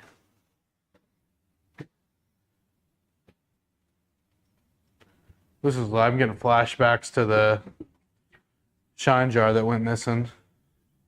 Yeah, right. Somebody's going to rewatch this and tell us where the turkey baster is. What's up, Joe? What'd you bring us, brother? Something for y'all to have fun with troubleshooting before it all out. Oh, no. Yeah, I do it now. You seen a turkey baster laying around here, brother? You want us to do it off or on the live? Yeah, you can do it on live if you want. It's All right, we can do that. Sparkling white grape peach. And it's very high in alcohol content. And you're not happy with it? Is that what you're saying? I feel like it's way too strong. Do you know what the ABV is? Did you calculate it? No. I mean, Okay. that's the one where it broke. Your hydrometer broke. Yes. Yeah, okay, In the middle of trying to do gotcha. it. Right. So you're saying there could be some glass in this bottle? No. It didn't break in there. Look, I broke it in the thing. Well, this is just crazy. Zach packaged it up in someone's order. You know, and I'm thinking about this the whole time. We've got enough liquid in here for this. Just drop it in. Drop it in. Whoa.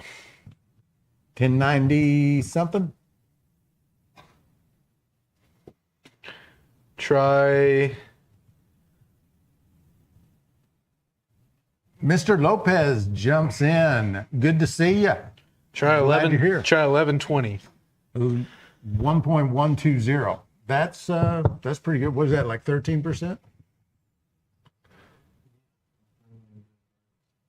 All right, so I'm gonna go get a couple of glasses.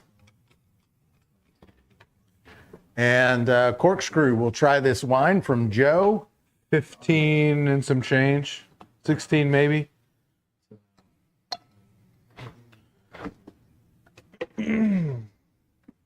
I'm not even gonna say where's the corkscrew. It is somewhere it doesn't belong. I'll tell you that much. I saw it somewhere and I was like, hey, that's out of place. Well, at least I feel Got okay, it. I feel okay knowing that wasn't prepared to open a bottle of wine during the show.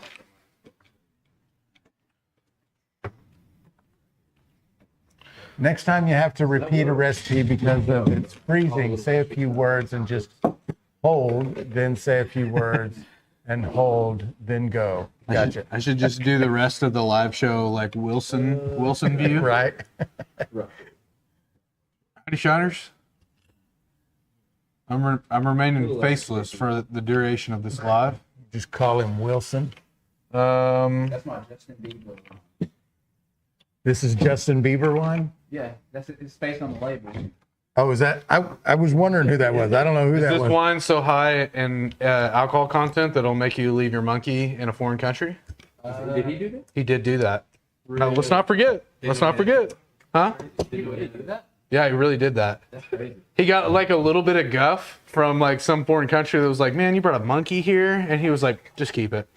That's what happened. That is what happened. He was like, it was a whole PR thing. It was all over. Yeah. Okay. Got a lot of guff over it.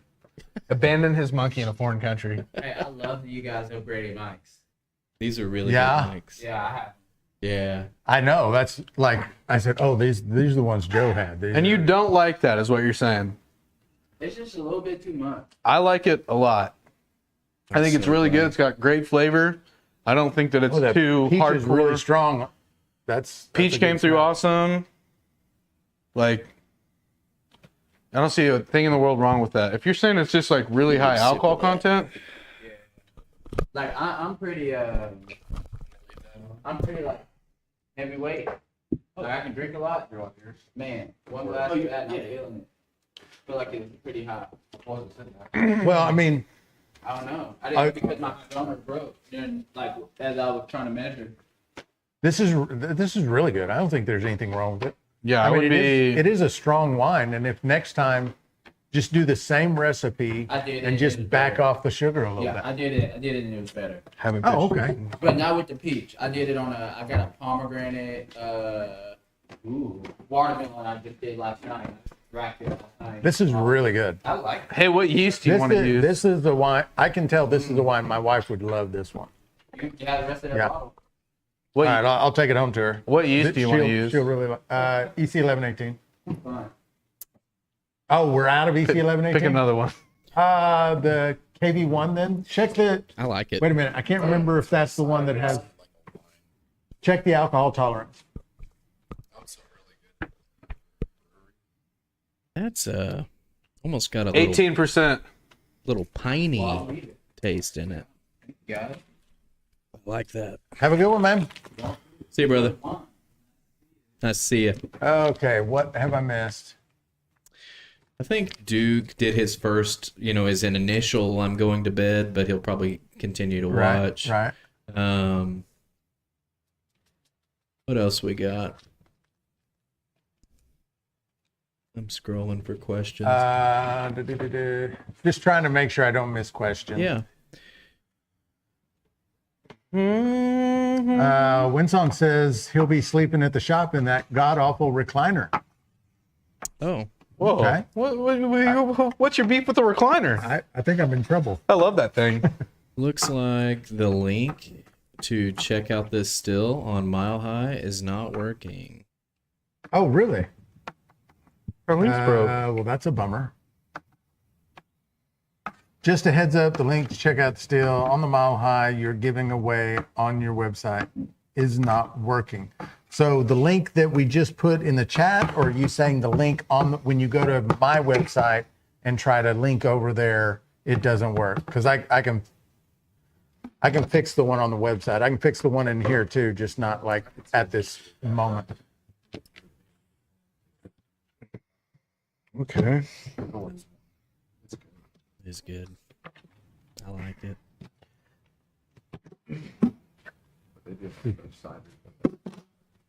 Wrong lid. Well, I mean, it's a brewer's best bucket. There you go. What a seal. Had to put your ass into it. Yeah. Whew. Well, there we go. So 1.120, you said 15%? 1120, a little over 15%. 15% mead coming up. Yeah, it'll be good. And that'll be strong and it'll still be good. Or if we wanted to, we could neutralize it before it finished out and make it semi-sweet. Stop it at like 14% alcohol. Leave a little sugar in if we wanted to do that.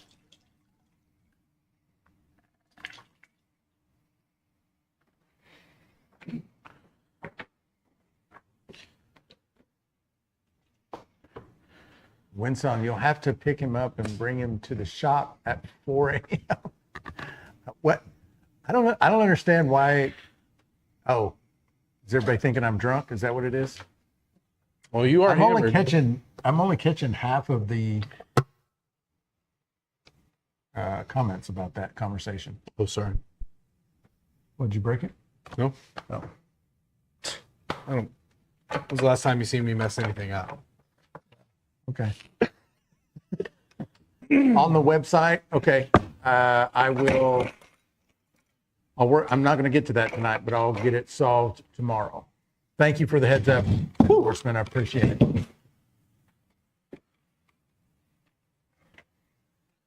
Well, how about that? Quick, easy, painless. Yeah. We'll have 3 delicious gallons of Pyment here in A month.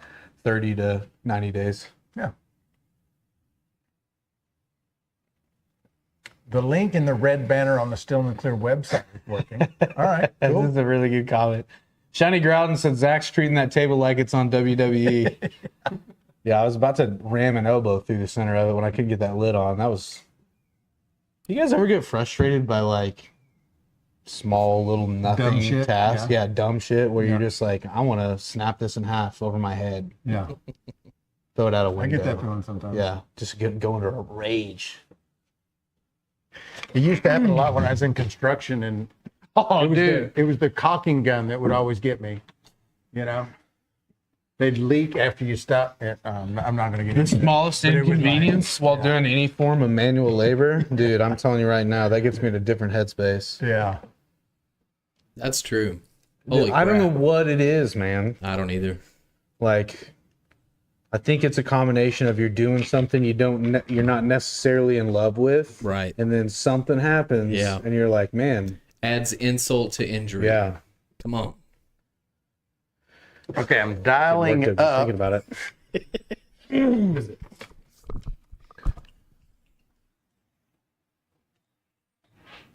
I just dialed up the electric a little bit, and then I killed the propane. I think each jar is going to get a little bit better than the last, and hopefully by the time this fourth jar comes off, we're like, oh wow, pretty good. Yeah. We'll see. And two, like, hey, even if it's not, maybe worth doing a double distillation on. Maybe worth doing that and then evaluating, okay, is this good usable liquor, or is this just a sack run, or a for the faints, or for what? I mean, I think this is going to be faints. Yeah. That's what it's looking like to me. Because number one, the entire purpose of the run is not being accomplished, no matter what happens. Just to find out what the flavor of that corn is. Yeah. I can't trust it now because I fucked it up in the beginning. Yeah. You said the F word. Oops. Sorry for cussing. Sorry. Sorry, brother. Is that guy still around? Winsong What's Sketch says- doing these days? He got Who? leaked for being. Well, I know that, Yeah. but like, you remember Sketch? Sketch. What's he doing? What's up, brother? What's up? Hello, brother. Oh. Probably still I know playing you're talking video He's about. still around, right? Still playing video games, but he's kind of fallen off the radar ever since. Good for him. Shout out to Sketch, longtime So- viewer of the show. Really? Will you go back? Winsong fan. is saying, Sai, you have to go back and read Whiskey Rebel's comment. Okay. Can you track that down? Or Sure. I don't know how far. It's been a minute, so I don't know how far Let's back it is, look. honestly. Whiskey Rebel. You got to put the bucket on the floor and stomp the. That's what I should have done. Lynn, we are in the state of Arkansas. Kansas. Unless you're a federal agent, and we are outside of the contiguous United States. Are we talking about Virgin Islands. Psy getting pickled tonight? Is it still 7 to 10 days or more going to the still? Still 7 to 10 days or more going to the still. John, I'm not sure. I'm not real sure what it is I you're think he's got asking. that comment pulled up down here. I don't know if that's the one. Is that the one? Winsong? Winsong, get Psy a Depends ready. He's getting pickled tonight. Okay, that's probably the one. I don't know. Maybe he asked a question. I knew a dude over Oklahoma City way that anytime he was referring to anybody getting like too much to drink or something, he would say they're in the bag, or they're about halfway in the bag. Yeah. And that's I like that. I don't do hear it too. a lot, Yeah, I like but that. I like it. I do too. Yeah.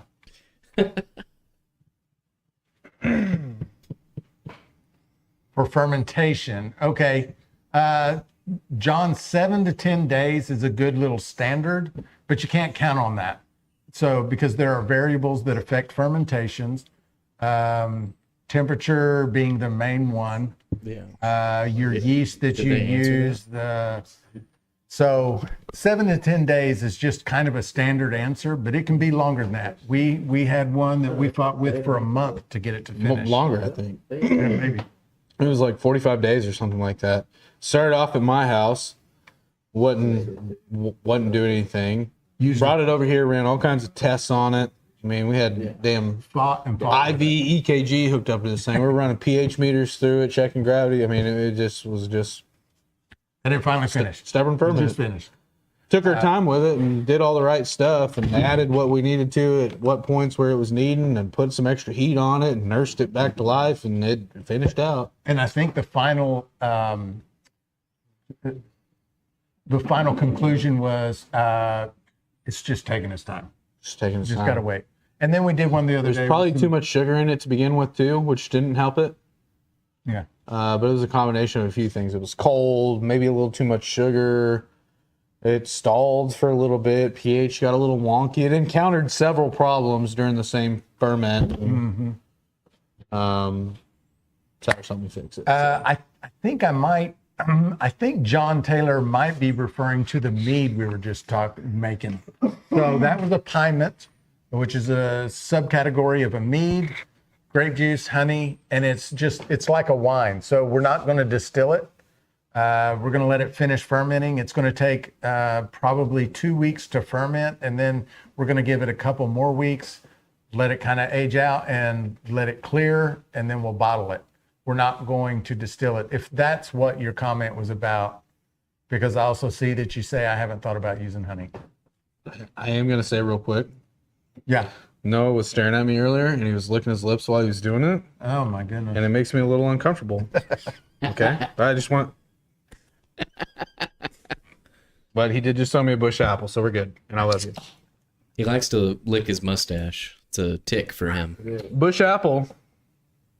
Don't know if these have made it around to your parts yet, but I love them. They are delicious. I had my first one. It was pretty good. Oh, you did have one? Yeah. Yeah, they're It awesome, was right? good. Yeah, I liked it. Look at It's glory. that. Dude, we could even do a little, hold on. Little ASMR. Might have to get really close to that. The Duke Oh, says yeah. he's just about Yeah. finished lurking. We're done. So, We're done with that. Alan Barker over on TikTok says, does turbo yeast actually cut down the fermentation time? I can tell you, Alan, with absolute certainty, yes. yeah. Yeah, I mean, if it's advertised at 24, a 48, or a 72, is it actually still working a couple, 2, 3, 4 more hours after? Yeah, probably, absolutely.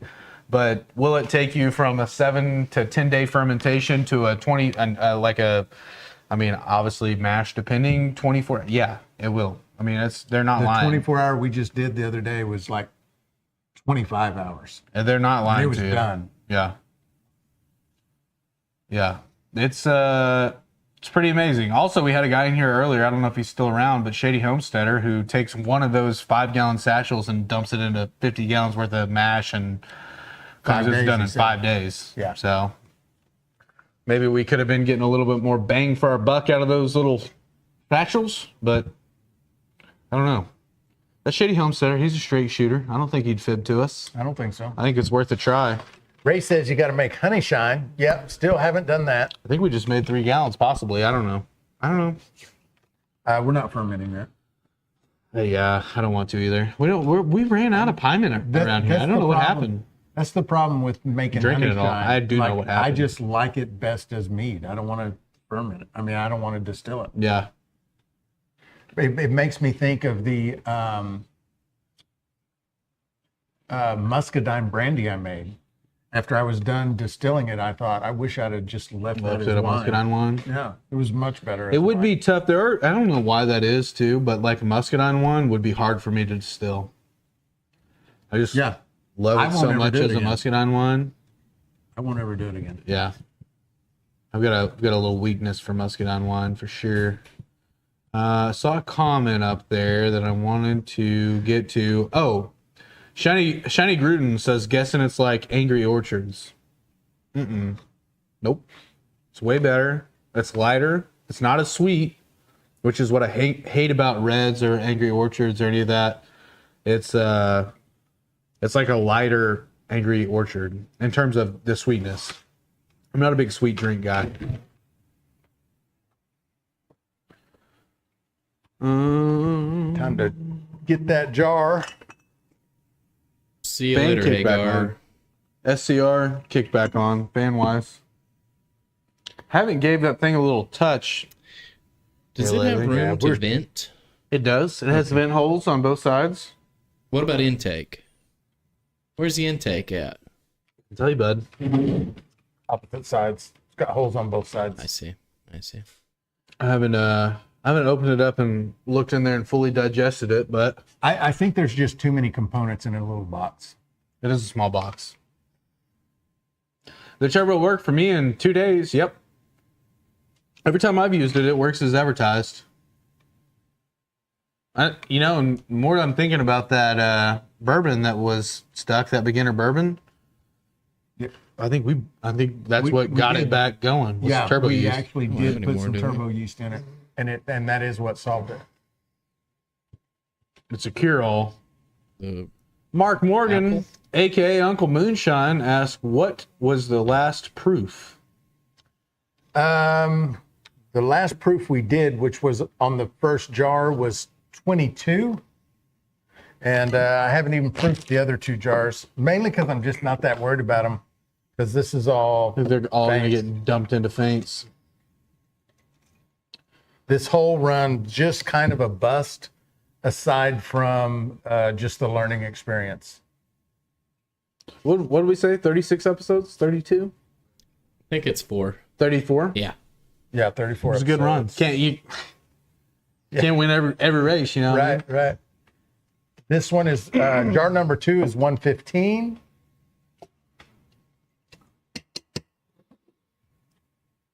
Fifth Horseman asks, does copper really make a difference in taste compared... So does stainless really make a difference in taste compared to copper? I started out with a small 1.5 gallon Chinese pot still and then went to a 10 gallon from Clawhammer, and I was surprised in the difference. I think that a majority of that is probably a difference in the quality of still and the way that it's designed. In terms of just running anything from when you go from 1.5 gallon to 5, 10, 15, 20, it's going to be a big difference. It is on a 1.5 gallon still. It is almost impossible to make good cuts. Yeah, almost impossible. That's the problem, right? Is you have such a small 1.5 gallons. Think about that. 10%. If you got a 10% mash on 1.5 gallons, you are making 0.15 gallons of 200 proof liquor. So, you're talking about, probably like half a quart of hearts. It's like a pint. Half a pint rather. Yeah. Of hearts. Like it's hard to make anything good on that size. It's just really hard. And I can tell you this, I don't notice a big difference between copper and, in fact, I bet I couldn't blind taste the difference between copper and stainless. Now, I will say, if we have a column that's packed with mesh, I can tell when we do that. Oh, yeah? I feel like I can pick that out almost. It's like it puts a specific flavor in there. Yeah. And I think it's just because sometimes we pack those columns, pretty tight with copper. Yeah. And I don't know if it's just the vapors having to fight so hard to get up through that. No. And maybe it's an aspect of all the reflux. I was going to ask you, it's also when we're trying to get close to neutral. Sure. So is it just the fact that it's neutral that you're picking up on? I mean, because you can make neutral without copper. I feel like there's a tinge in there. I feel like it's like, I don't know. It definitely could be that. I'm not ruling that out, but it does. Hey, Noah, do you have any more of the apples? One left. Will you save it for my wife? She's asking for one of those redneck beers. I think she must be talking about that. She's getting an apple. Thank you. Redneck beer. Got to try Turbo, tried Fleischmann's yeast, and ferment is way too long. Yeah, Fleischmann's, honestly, that's not the one that's one of the last ones I would choose, is a bread yeast to make moonshine. There's nothing wrong with it. It's just not made, it's made for making bread. And so it's, it's just not the ideal choice. If you like the taste of the Fleischmann's, then just go with Daddy. Get some Daddy yeast. I'll say this with full confidence. We don't sell the Fleischmann's, right? Like, it's available in every grocery store. We don't sell it here. I think that in some mashes, it works like awesome. I think it's ideal. Low gravity mashes, there's nothing wrong with it. I think it's awesome. And I think if you find a mash where you're using that yeast and you're real happy with it, you absolutely should continue to use it. But I think when depending on your gravity, what my fear is leaving sugar in my mash and putting that sugar into my pot and burning that sugar. Yeah. So, depending on your mash bill, right? If you're not going to get up over 9%, what does that come to? Like 1060? Yeah. So if you don't have the capability to go over 1060, if you work all the way down, and you like it, you should use it, I think. I mean, because, again, take the breakfast bourbon, for example. It was the bread yeast, and it turned out freaking awesome. Yeah. Let's see. Mean Diller says, time for an A/B test on the live. Yeah, that's not a bad idea. We've done one before. We did a double-blind taste test between single distillation, 1.5 distillation, and a double distillation. We could do a double-blind on this was made with copper still. This was made with. I might set some out. I might set some out and label them when I do the 24-hour live, just because I'll be running a bunch of different stuff. Well, but the way you would have to do it though is I'll label them A and B and tell Adam or whoever what A is and what B is, and then they mix them up and put their own numbers, just like we did them last time. Yeah, but what I'm saying is you have to use a still for each one that is very similar. So you can't take this still and compare this to the Alembic. I think I would do either the Copper Stilco or the North Georgia with the DRC. I think you would have to do the keg still, all stainless, Right. and then the Copper Stilco with the copper column. Yeah, that would Because be they're the most same similar, I size guess. pot, they would That's be the true. most similar. Maybe something worth doing. Yeah, I think it would. I think it'd be fun. Yeah. Just run the same mash in both. One through stainless, one through copper. Yeah, Can't we tell the difference? yeah.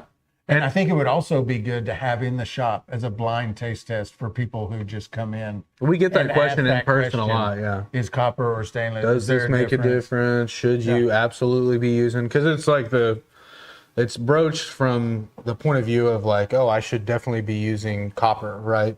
And that comes from a bunch of different places. There's kind of a folklore about flavor, and then also it's just the traditional copper still. It's the whole nostalgia of moonshining and all that stuff. And I watch sometimes the glow leave people's eyes when I'm like, I can't tell the difference. Yeah, right. Yeah. I wonder if it's just because it used to be, well, it is easier to work with than stainless. Stainless is easier to work with, 100%. Stainless is easier? It's easier to clean. Oh, okay. There's two ways to look at it. Okay. From a maintenance side, he's right. Stainless is the one. I meant like making. Yeah, it. From like heat, copper is a much better conductor, so True. you heat up faster. True. Well, Of course, you cool down quicker, but that's the stainless is typically it can be cheaper. Okay. If you're comparing apples to apples. And it's much easier to take care of. Like when we're done with this run, we'll take it back there and we'll rinse it out. And it'll be good. And we don't have to do another cleaning run on it. Like with the copper stills, you got to occasionally do a cleaning run. I saw a guy running a stainless, I don't know if it was a 5 or an 8, what it was. But he's running a 5 or 8 gallon stainless pot through his dishwasher. Yeah. He's just putting it in there and he's like, that's how I wash my steel. I'm like, hell yeah. I mean, that's how easy it is. Yeah. Let's see. David Blair asks, are you totally on electric now? The answer is yes. We're on electric completely. Richard asks, where are you at on that 24-hour live, Zach? I am updating right now.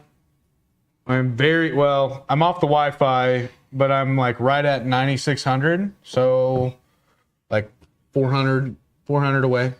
Done 250 this week so far. So maybe next weekend. Yeah. So not this weekend, but this coming weekend, if I can get to about maybe if I can get to 9,800 by Monday, I'll probably just go ahead and announce it for the following Friday. Yeah. I just plan on doing it then. Because just scheduling wise for me, that's going to work really well. And I think we'll be close enough that we'll be all right. Yeah. I'm going to go ahead and cork this so I can take it home. Yeah, I think she's really going to like this. She's going to, yeah. That is Justin Bieber on this.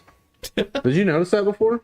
I noticed there was a guy on there that I thought Joe put one of his What? buddies on Oh, his yeah. wine bottle. That's weird. I'm gonna zoom in on that, Zach.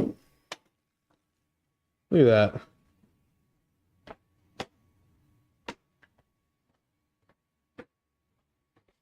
Getting out of the shot there. Isn't that crazy? What a neat little label.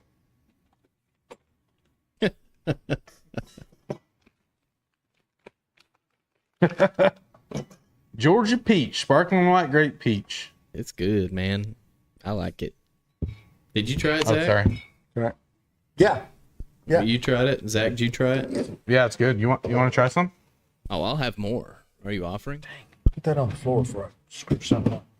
Yeah, the center of this table's seen some reviews. Yeah, it's really good. I mean, I think he should be pretty happy with that. It almost tastes piney. A little pininess to it. The pear came through pretty hard on it. Yeah. Pretty good. That element is working well. Yeah.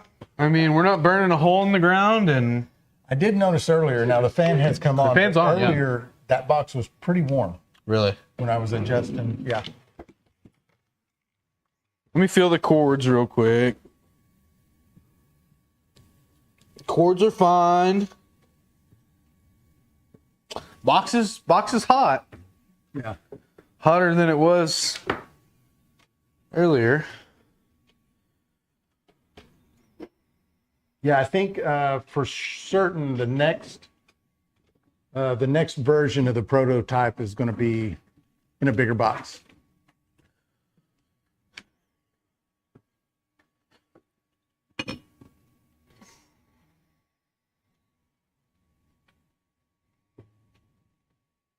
All right, this is more what I'm used to on a typical run in terms of what I'm smelling so far. Mm-hmm. And that Still got a little bit of a a tint. little tinge, right? I don't know. Look at it from a little tinge. Yeah, a little bit.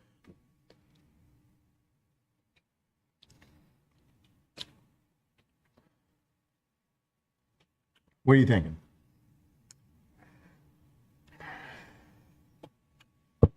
I'm thinking on the back end it's a little off. That should really be hearts, and I don't know if it's the Bloody Butcher and it just finishes weird, but it's like it's got a, how do I describe that? It almost tastes like, you know when you take an Advil or something? Yeah. It's almost like when you swallow it, like the aftertaste of like a pill or something almost. Huh. Slightly Yeah, sweet. I'm not even going to taste any. I can still see like there's oil in this one too. So like all four of the That could be the jars oil that I sipped off there. have the oil in it, which is just So I've from tasted that oil before and it's similar. the residue from the puke. Yep. That'll just have to be re-ran. Yeah. It would be interesting too if we just saved this, didn't throw it in with the rest of our faints.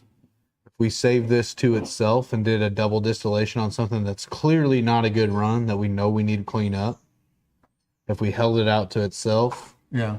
and But I mean, we would have to do this 2 more times because we're only going to get a gallon. How are we going to double still a gallon? yeah, and it's coming off at like 115. Yeah, you're right. Dwayne says tinge smidge. How's it taste? It's not good. I mean, I'll be honest with you. I mean, it's got an off flavor. I don't know. Again, I don't know if just chalk that up. I'm gonna assume to not just chalk that up to the butcher, because people universally seem to really like the butcher. And I will say, when we were mashing the butcher in, I thought to myself that corn was a little bit, and maybe this is just me, but I thought it was a little blander in terms of taste than most of the other corns that we've tried and played And you're with. talking about tasting the mash itself. Just tasting the mash, yeah. So I don't know. I mean, I think for me to fully know for sure, I'd have to rerun it again. And I'm sure when we rerun it again, I'd be like, oh yeah, this is great. But Richard is asking, what percentage Okay. are you running at now? And I think you're probably asking about the SCR. And it's at like medium, high. Yeah. Also, it's the top of the hour, 7 o'clock. So we are going to take this opportunity to take a little break. You should as well, okay? Listen, our bladders aren't the same as they used to be, and, you know, things are creaking. We've got to get fresh drinks. Maybe we got to visit the bathroom. While we do that, as a group, there's going to be a video that plays. It's going to show you what happened before we started the live tonight. And it's also going to share a couple quick words from Mile High, the fine folks over at Mile High, that are helping us give away a dual purpose pro to one of you fine folks out there. So take this opportunity, hit the bathroom, hit the fridge, grab another beer, and we will be right back. This is the Bloody Butcher. A lot of firsts tonight. We got the Bloody Butcher. Yeah. We got an SCR controller, which we're running for the first time tonight. Yeah. Shout out old Whiskey Rebel. We got a prototype here. We're gonna sink or swim tonight, man. Yeah. We're gonna see if this thing works in front of the people. Yeah, I'm sure it's going to work fine, but you know, I think it'll work good. prototypes are prototypes. You never really know. We did a little test on it before, you know, dipped it down in some water and got it heating up and worked pretty good. I was pretty stoked about it. But yeah, what's our mash bill here? This was 2 pounds per gallon, Bloody Butcher, and that's it. Just converted with the liquid enzymes, Nice. and so yeah, we're going to put that in there. We're going to see how that goes. Pour it over. You know, it's a lot of It's a crazy color. yeah, It's like strawberry milk. yeah, kind of. We'll also get this. This mash is not super clear, so we're going to find out how easy it is to scorch on an electric element tonight. Probably. We're gonna find out. Yeah. What do you think? Are we gonna heat up to start with the propane, or are we just gonna let the electric do work? Well, I think we're going to need to. I think we're going to need to use the propane, or we're going to run out of time. That's enough. Oh, sorry. Save some of that sludge for something else. Whoopsie. What else we got going on? Oh yeah, we're making a Pyment, which I'll let you know, I love Pyments. Yeah. Run us through that. Yeah, so Pyment is probably, of all the things that are really easy to make, Pyment's probably my favorite, taste-wise. Comes out really good, super easy to make. I mean, there are complicated versions of it, but this is just grape juice from the store, 3 gallons of grape juice, 6 pounds of honey, yeast. That's it. Doesn't get much simpler than that. I mean, I'll put some pectic enzymes in there just for good measure. Not even sure it's needed on store-bought juice, but I always put it in anyway. Just, yeah, I mean, better to use it and not need it. not gonna hurt you. Yeah. Yeah. And yeah, so we're going to be making 3 gallons of that tonight. And that's it. That's all we got going. Yeah. Well, let's get this thing buttoned up, and I don't know. Maybe we go in fast mode here. Just work as fast as we can for like the next 45 seconds. Yeah. All right. Also, we're running this as short of a column as we can tonight because we want as little passive reflux as possible. We want to pull all the flavor, get a lower proof. You know, this might be coming off the still at like 120, 125, somewhere around there. We'll see. Yeah. But we're not using the big tall column, and that's another great thing about this still. So versatile. We're actually going to be running in kind of a pot still mode. I like it, man. Gotta get some of this flavor out of y'all.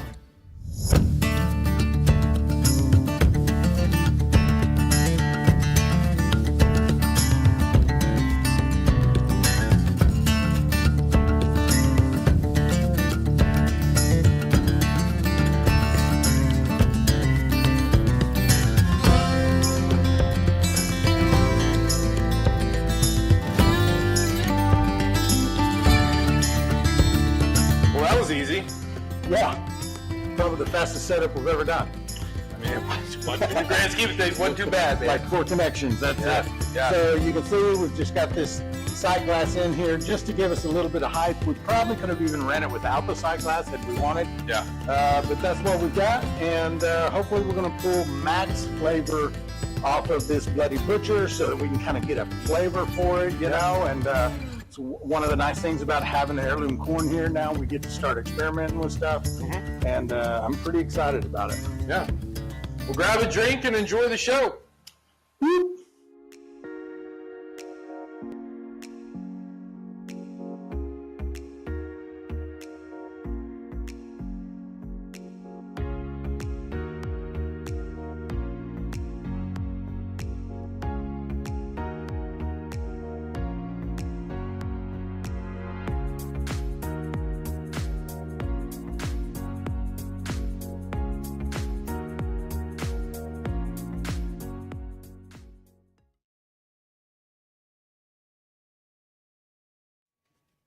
And I'm back. Zach is taking a little extra long break, but I'm here. I'm here for you. I see Ren has joined the chat. A lot of you probably already know Ren in the Moonshine for Beginners group. She usually does not have time to hang out with us. Good to see you here, sister. What else we got? I have no idea what I'm doing. I'm just dipping my toes in and seeing what might be able to start doing. Yeah, so there's actually a lot of people in this chat right now that have been in the same spot as you, and you just kind of got to jump in, play around in it. Join the Moonshine for Beginners group. If you're a brand new beginner, that is, I promise you, the place to be. You'll get more help there in just a few days than you can get watching 3 weeks worth of videos. But yeah, jump in. I'm sure you'll love it.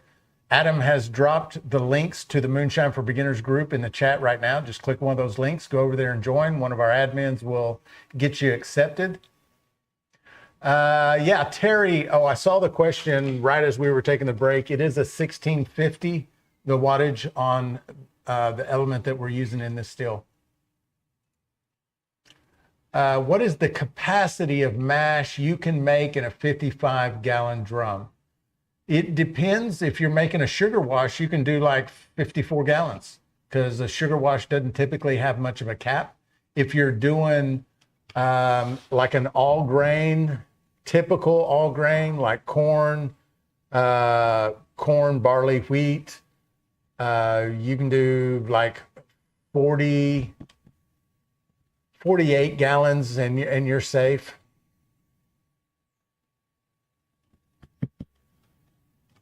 Let's see, maximum capacity.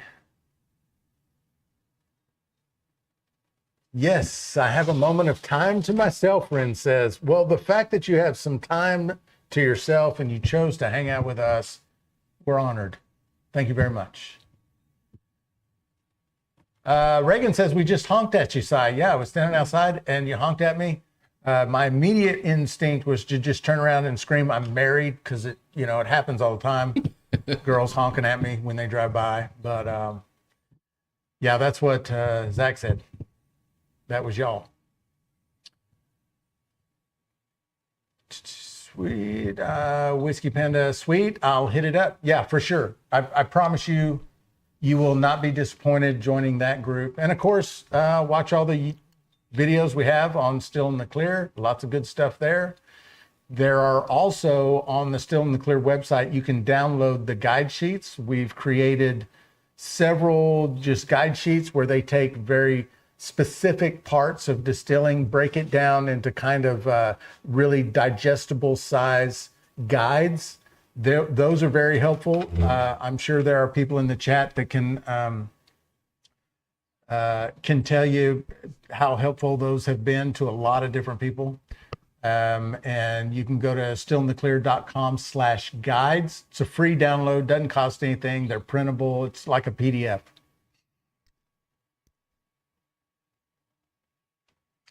Matt Davis, sugar wash, 1 gallon water per 1 pound of sugar. 1 1.5 pounds of sugar is about a minimum. You can go up to 2 pounds of sugar without getting into any issues.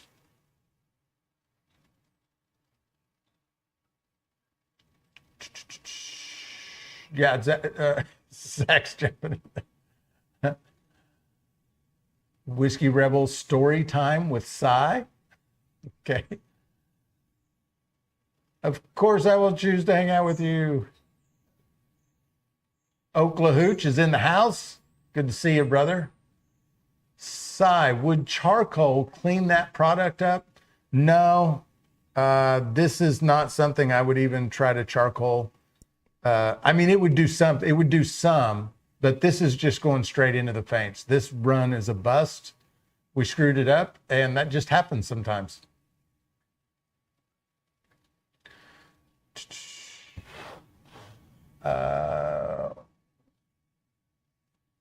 Oklahooch for president, or at least county commissioner. Your instruction sheets with the kits are perfect for your information. Thanks, Ray. I appreciate that. The sheets that we put in with our kits are the same sheets that you can download. Although, like if you buy one of the kits, you'll get 3 or 4 of the sheets. When you get the download, it comes with, I don't know how many, 13 or 15 different guide sheets. Lynn says, I think I'll go with turbo yeast on the next vodka wash. Poor results with Fleischmann's. Yeah, especially if you're doing vodka. A turbo yeast is, a lot of vodka folks use turbo because some of the complaints of turbo is that it puts off an off flavor. Now, I didn't get that with the last batch of turbo that I did, and it was a straight sugar wash. But if you're doing a vodka, you're going to make a neutral spirit anyway, so it doesn't even really matter. So turbo yeast for a vodka is a good choice. Zach says you were right about the women's restroom. 10 out of 10. Oh, brother. Let's see. Not a screw up. It was an experiment. Well, I mean, it really wasn't that. I mean, it sort of was an experiment, but it was certainly the learning experience that a screw up ought to be. Whiskey Rebels letting us know to swap the jar out. You are right. Try not to clip my beard in this thing.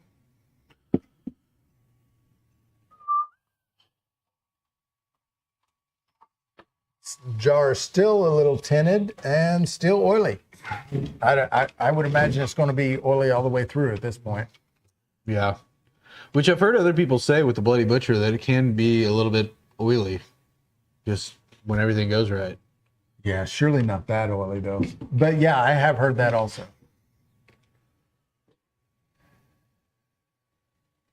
Oklahooch says, Cyrus has some great, awesome info. That's where I got my start. Cyrus can tell you he's seen my start. Yeah, that's right. Oklahooch came into the shop. Was talking about making shine. I guess that's, how long ago was that, Oklahooch? 8 months? 6 months? I don't know. How long was that? Do you remember? My time is always way off. October? A year this month. Okay. It was off. Yeah, Sir Doug, it did puke. Earlier in the run, like before we started, it did. And then we pulled everything out, checked some stuff to make sure the element wasn't scorched, the pot wasn't scorched. It wasn't. We put it back in there. It was just a puke. This is a prime example, I think, of getting too many new things going at once. One, short column, that's not new. We've done that before. It's been a while. With the element, with the Bloody Butcher. I probably overfilled the pot when we started. I mean, it was a culmination of a lot of things that just, I don't know, could have been done better. Also, first time on the element with this particular element, just the dial, getting it up. just got it up and going too hard, too fast, and that's the price you pay. Ray asks, are you going to post the video for the Bloody Butcher mash and enzymes? Yeah. I'm not sure when it's coming out. Next week, probably. But I will be posting that video. What free thinker? How are you, brother? Oh yeah, this is. I'm just trying to remember to do this. Had so many of you guys call up and ask questions and place orders. If you some unfortunate few who were having issues with ordering online, and been getting a lot of comments about, man, really enjoying the lives. Like, thanks for all the, you know, like, thank you.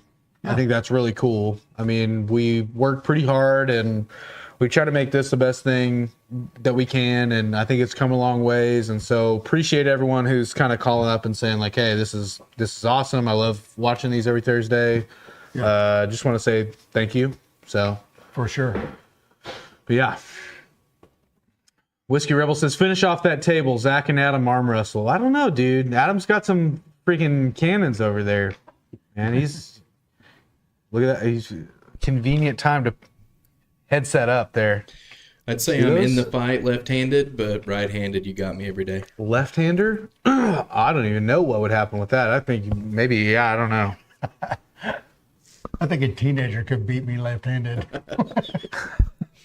I'm part of that 13% of people, the lefties. Is it lame that when you said that, I kind of tensed my left arm up to see like what? Where am I? I'm feeling pretty. I don't know. Like I thought initially, I was like, yeah, I don't know about the left, and then I did that, and I was like, that feels pretty good. I don't know. Maybe. No, I don't know. I'm gonna read that out. Hold on. I'm reading Shady Homesteaders. I'm back. Sorry, I didn't. Oh, okay. I'll be honest, Shady. When I read the first half of that sentence, I thought we were talking about something much more nefarious than an automobile dealer. Right. But yeah, hey, congrats to the kiddo on her first car. That's awesome. I hope that she follows suit and, like me, gets an 82 square body that she has to construct out of 3 different vehicles with lawn mowing money. That was fun. That was a fun project to have, you know, learned a lot. It was also cool because like when we first did it, my dad was like, is this what you want? And I was like, yeah, sure. This sounds awesome. He was recommending it. He's like, yeah, I'll help you, whatever you need. And he helped me like the first couple times. And then after that, he took a real figure it out approach to like a 16-year-old kid out there working on a carburetor, pulling like water pump off. He's like, just water pumps, 4 bolts. How hard can it be? Yeah. I'm like, I don't know, Dad. I've never worked on a vehicle before. How hard was it for you the first time that we told you how? It was a real sink or swim type approach to working on a vehicle in the middle of summer. My first car, my mom bought for me. It was the shell of a '64 Falcon.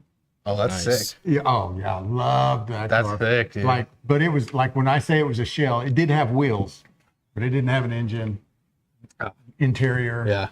And you know, I had a couple of jobs as a young teenager, and all the money went into that thing. Oh yeah, I pulled the motor and transmission out of a '78. Took the body off of an '84.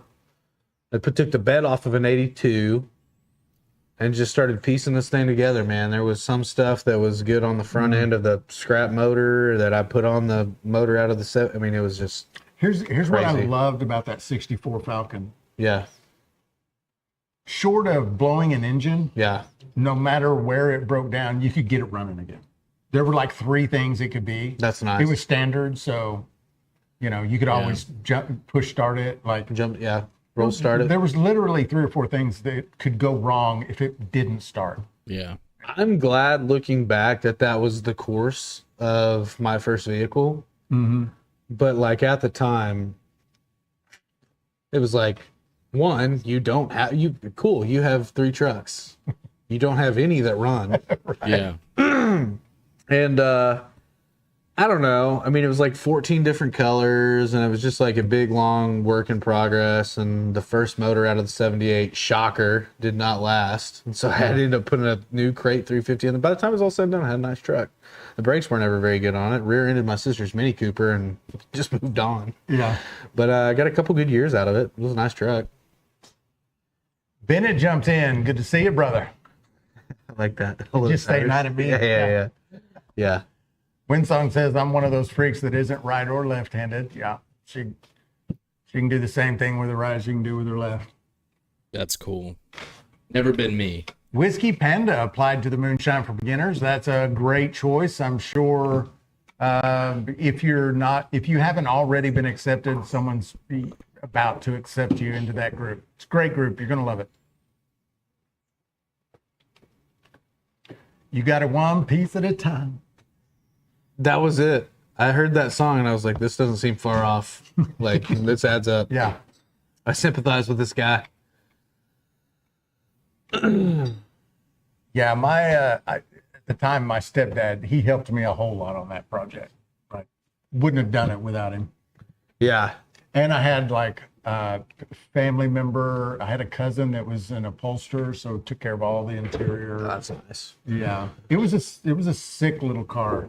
Like it was not a hot rod. It had a straight 6 200 in it. Like there was nothing fast about it at all, but it looked sharp. Yeah. When it was all said and done. One of them had a pretty slick bench seat in it, and I took that out and put it in the 84 body, and that was the extent of the upholstery work that got done on that thing. It was like one of these three had like a passable bench seat that wasn't all jacked up. Yeah. Wasn't a bunch of foam showing. Right. And that's what I ended up using. I don't know what's happening. Are we about to melt this thing down?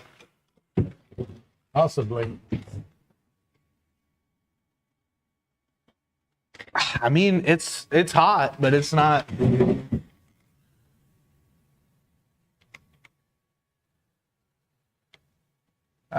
Lucretia says, I have a question about distilling outside hot and humid climate. Any problems? Not really problems, but if you're distilling outside, the climate that you're in is going to affect the distilling. So, for example, if you're running outside and it's cold outside, you're going to get a higher proof because the ambient cooler temperature is going to be cooling down and creating passive reflux. But there's things like that are going to happen, but there's no real problems. You were about to point something out. I just said Bennett's supervising Peach on our first run right now. That's awesome. Nice. Yeah, I hope it turns out good, man. He also said Winsong's amphibious. Right, sure he meant right. Ambidextrous. Yeah. Right. You dumb loser, dude. What a terrible misspeak that was. Man, I'd be so embarrassed right now if I was you. I said the wrong word You there. dumb hillbilly. No, I'm just kidding. I love Bennett. And I hope Peach's run turns out good. I know that they had a little bit of trouble with the mash, pitched some baking soda, got her back up, doing well. And I hope the run goes good, man. Oh, yeah. See how you do that? You hit them with a little, you give them a little jab. And then a hug. And then you come here, Bubba. I love you. When this is all over, we should get an apartment together. No problems here in Florida. Yeah, I was about to say, Uncle Moonshine over there, Mark Morgan, is probably the guy to talk to about distilling in a humid climate. I see him out there in that shine shack of his sometimes, and I think, my God, you are... Sweat's pouring off of him sometimes. are used to this. Yeah. Because you do it frequently, and it seems to not be an issue. Whiskey Rebel says, Zach or Cy, make sure a wire isn't hitting the fan from shipping whenever you have time. I think when we get done with this run, we'll peel it apart and look at the inside of it and see what's going on. I'm pretty sure that's not what is happening just from the sound of when it's kicking on and kicking off. But yeah, we'll definitely open it up. Check it out. Yeah, strawberry banana. That's right. Said, gee, my bad. Just don't let it happen again. It's not a problem. What was the screw up? Colton is asking. Colton, we puked the still in the beginning. We heated it up. Three main factors went into this. We're using a very short column, which we don't typically do.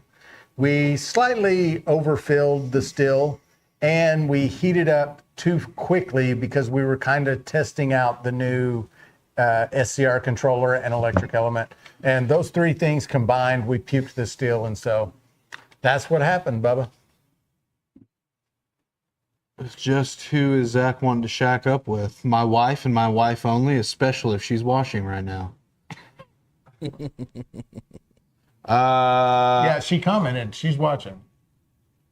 I love you. You're the light of my life. And She I don't know what she's talking about right now. She said that was us honking at you or something to that effect. Oh, yeah. I saw that when I was in the bathroom. There it is. Oh, look at that. She is light of my life. That's right. Oh, okay. You weren't asking me what the screw up was, were you, Colton? You were asking Daniel. The screw up was the temperature because she keeps it like the house like a morgue. We got DRC Stainless Works over on TikTok. How are you, brother? Hope you're doing well. Dustin in the house. Probably just taking a lunch break. About 8:30 there, Florida time. Guy's a fucking work machine, dude. Like a little plow, like an old Amish plow horse. Break of the day. Imagine if Dustin had a spirit animal, it would be a mule. Yeah. Just jerking logs out of National Forest all day. Yeah. All right, what do we got down there, Ken? You guys like that one, huh? All right, what's it say? She loves her Make-A-Wish husband. It's fair. It's fair. That was good. I do sometimes. Sometimes I. Yeah, I agree. That's all. Yeah, I agree. I mean, you can say that, but she is the one with the wish, right? That's true. If you want to run it from that angle, yeah. that is I true. like that angle. That is true. She's like, okay, last wish, give me someone awesome, badass, that is from the neck up extremely hairy, and then very streamlined Michael Phelps style. You know what I mean? Who's surprisingly athletic, and also is badass. I think that's what was her wish, and then here I am. DRC says busy. I don't doubt that, brother. You're always busy, man. No breaks for me, all hustle. 25 hours a day, 8 days a week. Dude, I'm telling you right now, you know, like old man pop-off style, like, not saying he's old. He's not that old. Like you hear an older dude just with a good, strong work ethic, normally a southern farmer, a lot of those, not a shortage of those from where we're around. Right. And they're like, yep, hauling hay over here doing this. Hit the pillow around 10 p.m. Woke up the next morning at 3 a.m. Had me some couple eggs. That's him. Yeah. But he's in Florida and he doesn't farm. Like that old man, he's like, you're like, hey, how's your morning? Oh, pretty good. I just put up 1,000 bales of hay. That's good. Jesus, it's 6 a.m. Come in from Tuscaloosa this morning. Just we got a late start. Ripping gear. Got a late start. Hauled a load of shell down the road and got back over here. I mean, God, dude, that's like a real Jarms. Yeah. I'm not gonna elaborate on who that is or how we know him, but like that's who strikes me as. Yeah. Shout out to the hardest one of the eggs. I don't know, dude. I'll tell you what, Adam over at Copper Still Go too does a lot of hours. Yeah. There's not a lot of people that make me tired when I watch them work, and he's definitely one of them. I'm like, dude, absolutely. I could not. Like, I can keep up with most people. Well, I could. I'm a little longer than two, but we're 6 days a week. Like, what is it? I don't know what it works out to. Like 10 hours a day. You do more, and on Thursdays it's more like 12 to 13 to whatever. And like we do work a lot compared to the average Joe. Then you see him like some of these still builders, they're out there like 10, 11 at night just soldering away, welding, spinning a lathe. And I'm like, man, there's different levels. There is. What a guy. nothing changing. It's getting cloudy. Proof's dropping. Getting a little cloudy. Still has the same tinge. For those of you just joining in, we had a Bloody Butcher mash that we put off in this still. We are using an element for the first time on a brand new SCR controller. with a brand new mash, and we thought something went haywire to begin with. We thought we may have scorched. Turns out we didn't scorch. We dumped everything out into another bucket, pulled the element out. It's clean, looking good, no burn in the bottom of the pot. Put it all back in there, restart it, get it heated up. Took a long time, and yeah, we puked it. Yeah. So that's gonna get ran again. Everything tonight that we're running is getting ran again. I'm not even putting the coffee filters on. When we shut the I'm camera not off, even we'll just dump it off proofing into a most of bucket. it. And, yeah, put it in our fancy jars. Yeah. Clean it up. Jason Acosta is having a birthday. Happy birthday, brother. I did see, I saw a happy birthday comment earlier in the day. I don't remember where it was. I saw it. Maybe Facebook. Alan Barker says, SCR, what's a good brand? You can get a good SCR from Prohibition 1920, North Georgia Steel Company, Copper Steel Co., Philbilly. You can get SCRs from all of those guys, and they're going to be good ones. Yep. I think Dustin, do you sell? He doesn't sell SCRs, does he? I don't think so. He just mentioned one by name at the bottom. Inkbird. Yeah. I didn't even know Inkbird made SCR. Well, it makes sense that they do. I have one of their temperature controllers for. Yeah, it makes sense that they would make them. He says no, he doesn't have them. I think most SCR controllers out there are decent units. It seems kind of simple, right? Yeah. Like what goes into it? Yeah. I mean, What's going on, Neil? How are you, brother? I've bought all of the components. We're going to build one here ourselves. yeah, why not? Yeah. Man, you could really go crazy with the cooling, big fans or even liquid Right. cooling or all kinds of stuff. That'd be cool. Well, 7:30. What do you want to do here? I'm okay with shutting down. I mean, this run is not going anywhere, No. and it's all going to be feints. So I'm thinking we call it for the night, honestly. Okay. Well, what an interesting, kind of a lot different Thursday Night Live than what we normally have. A little bit of insight to just what can happen if you do enough runs and try different stuff and play with things. Like, here's what can happen sometimes. You saw it firsthand. That said, I still enjoyed it. Had a good time hanging out, shooting the shit with everybody, and fielding some questions from the chat. As always, I'm Zach. That's Cyrus. And we will be back next week.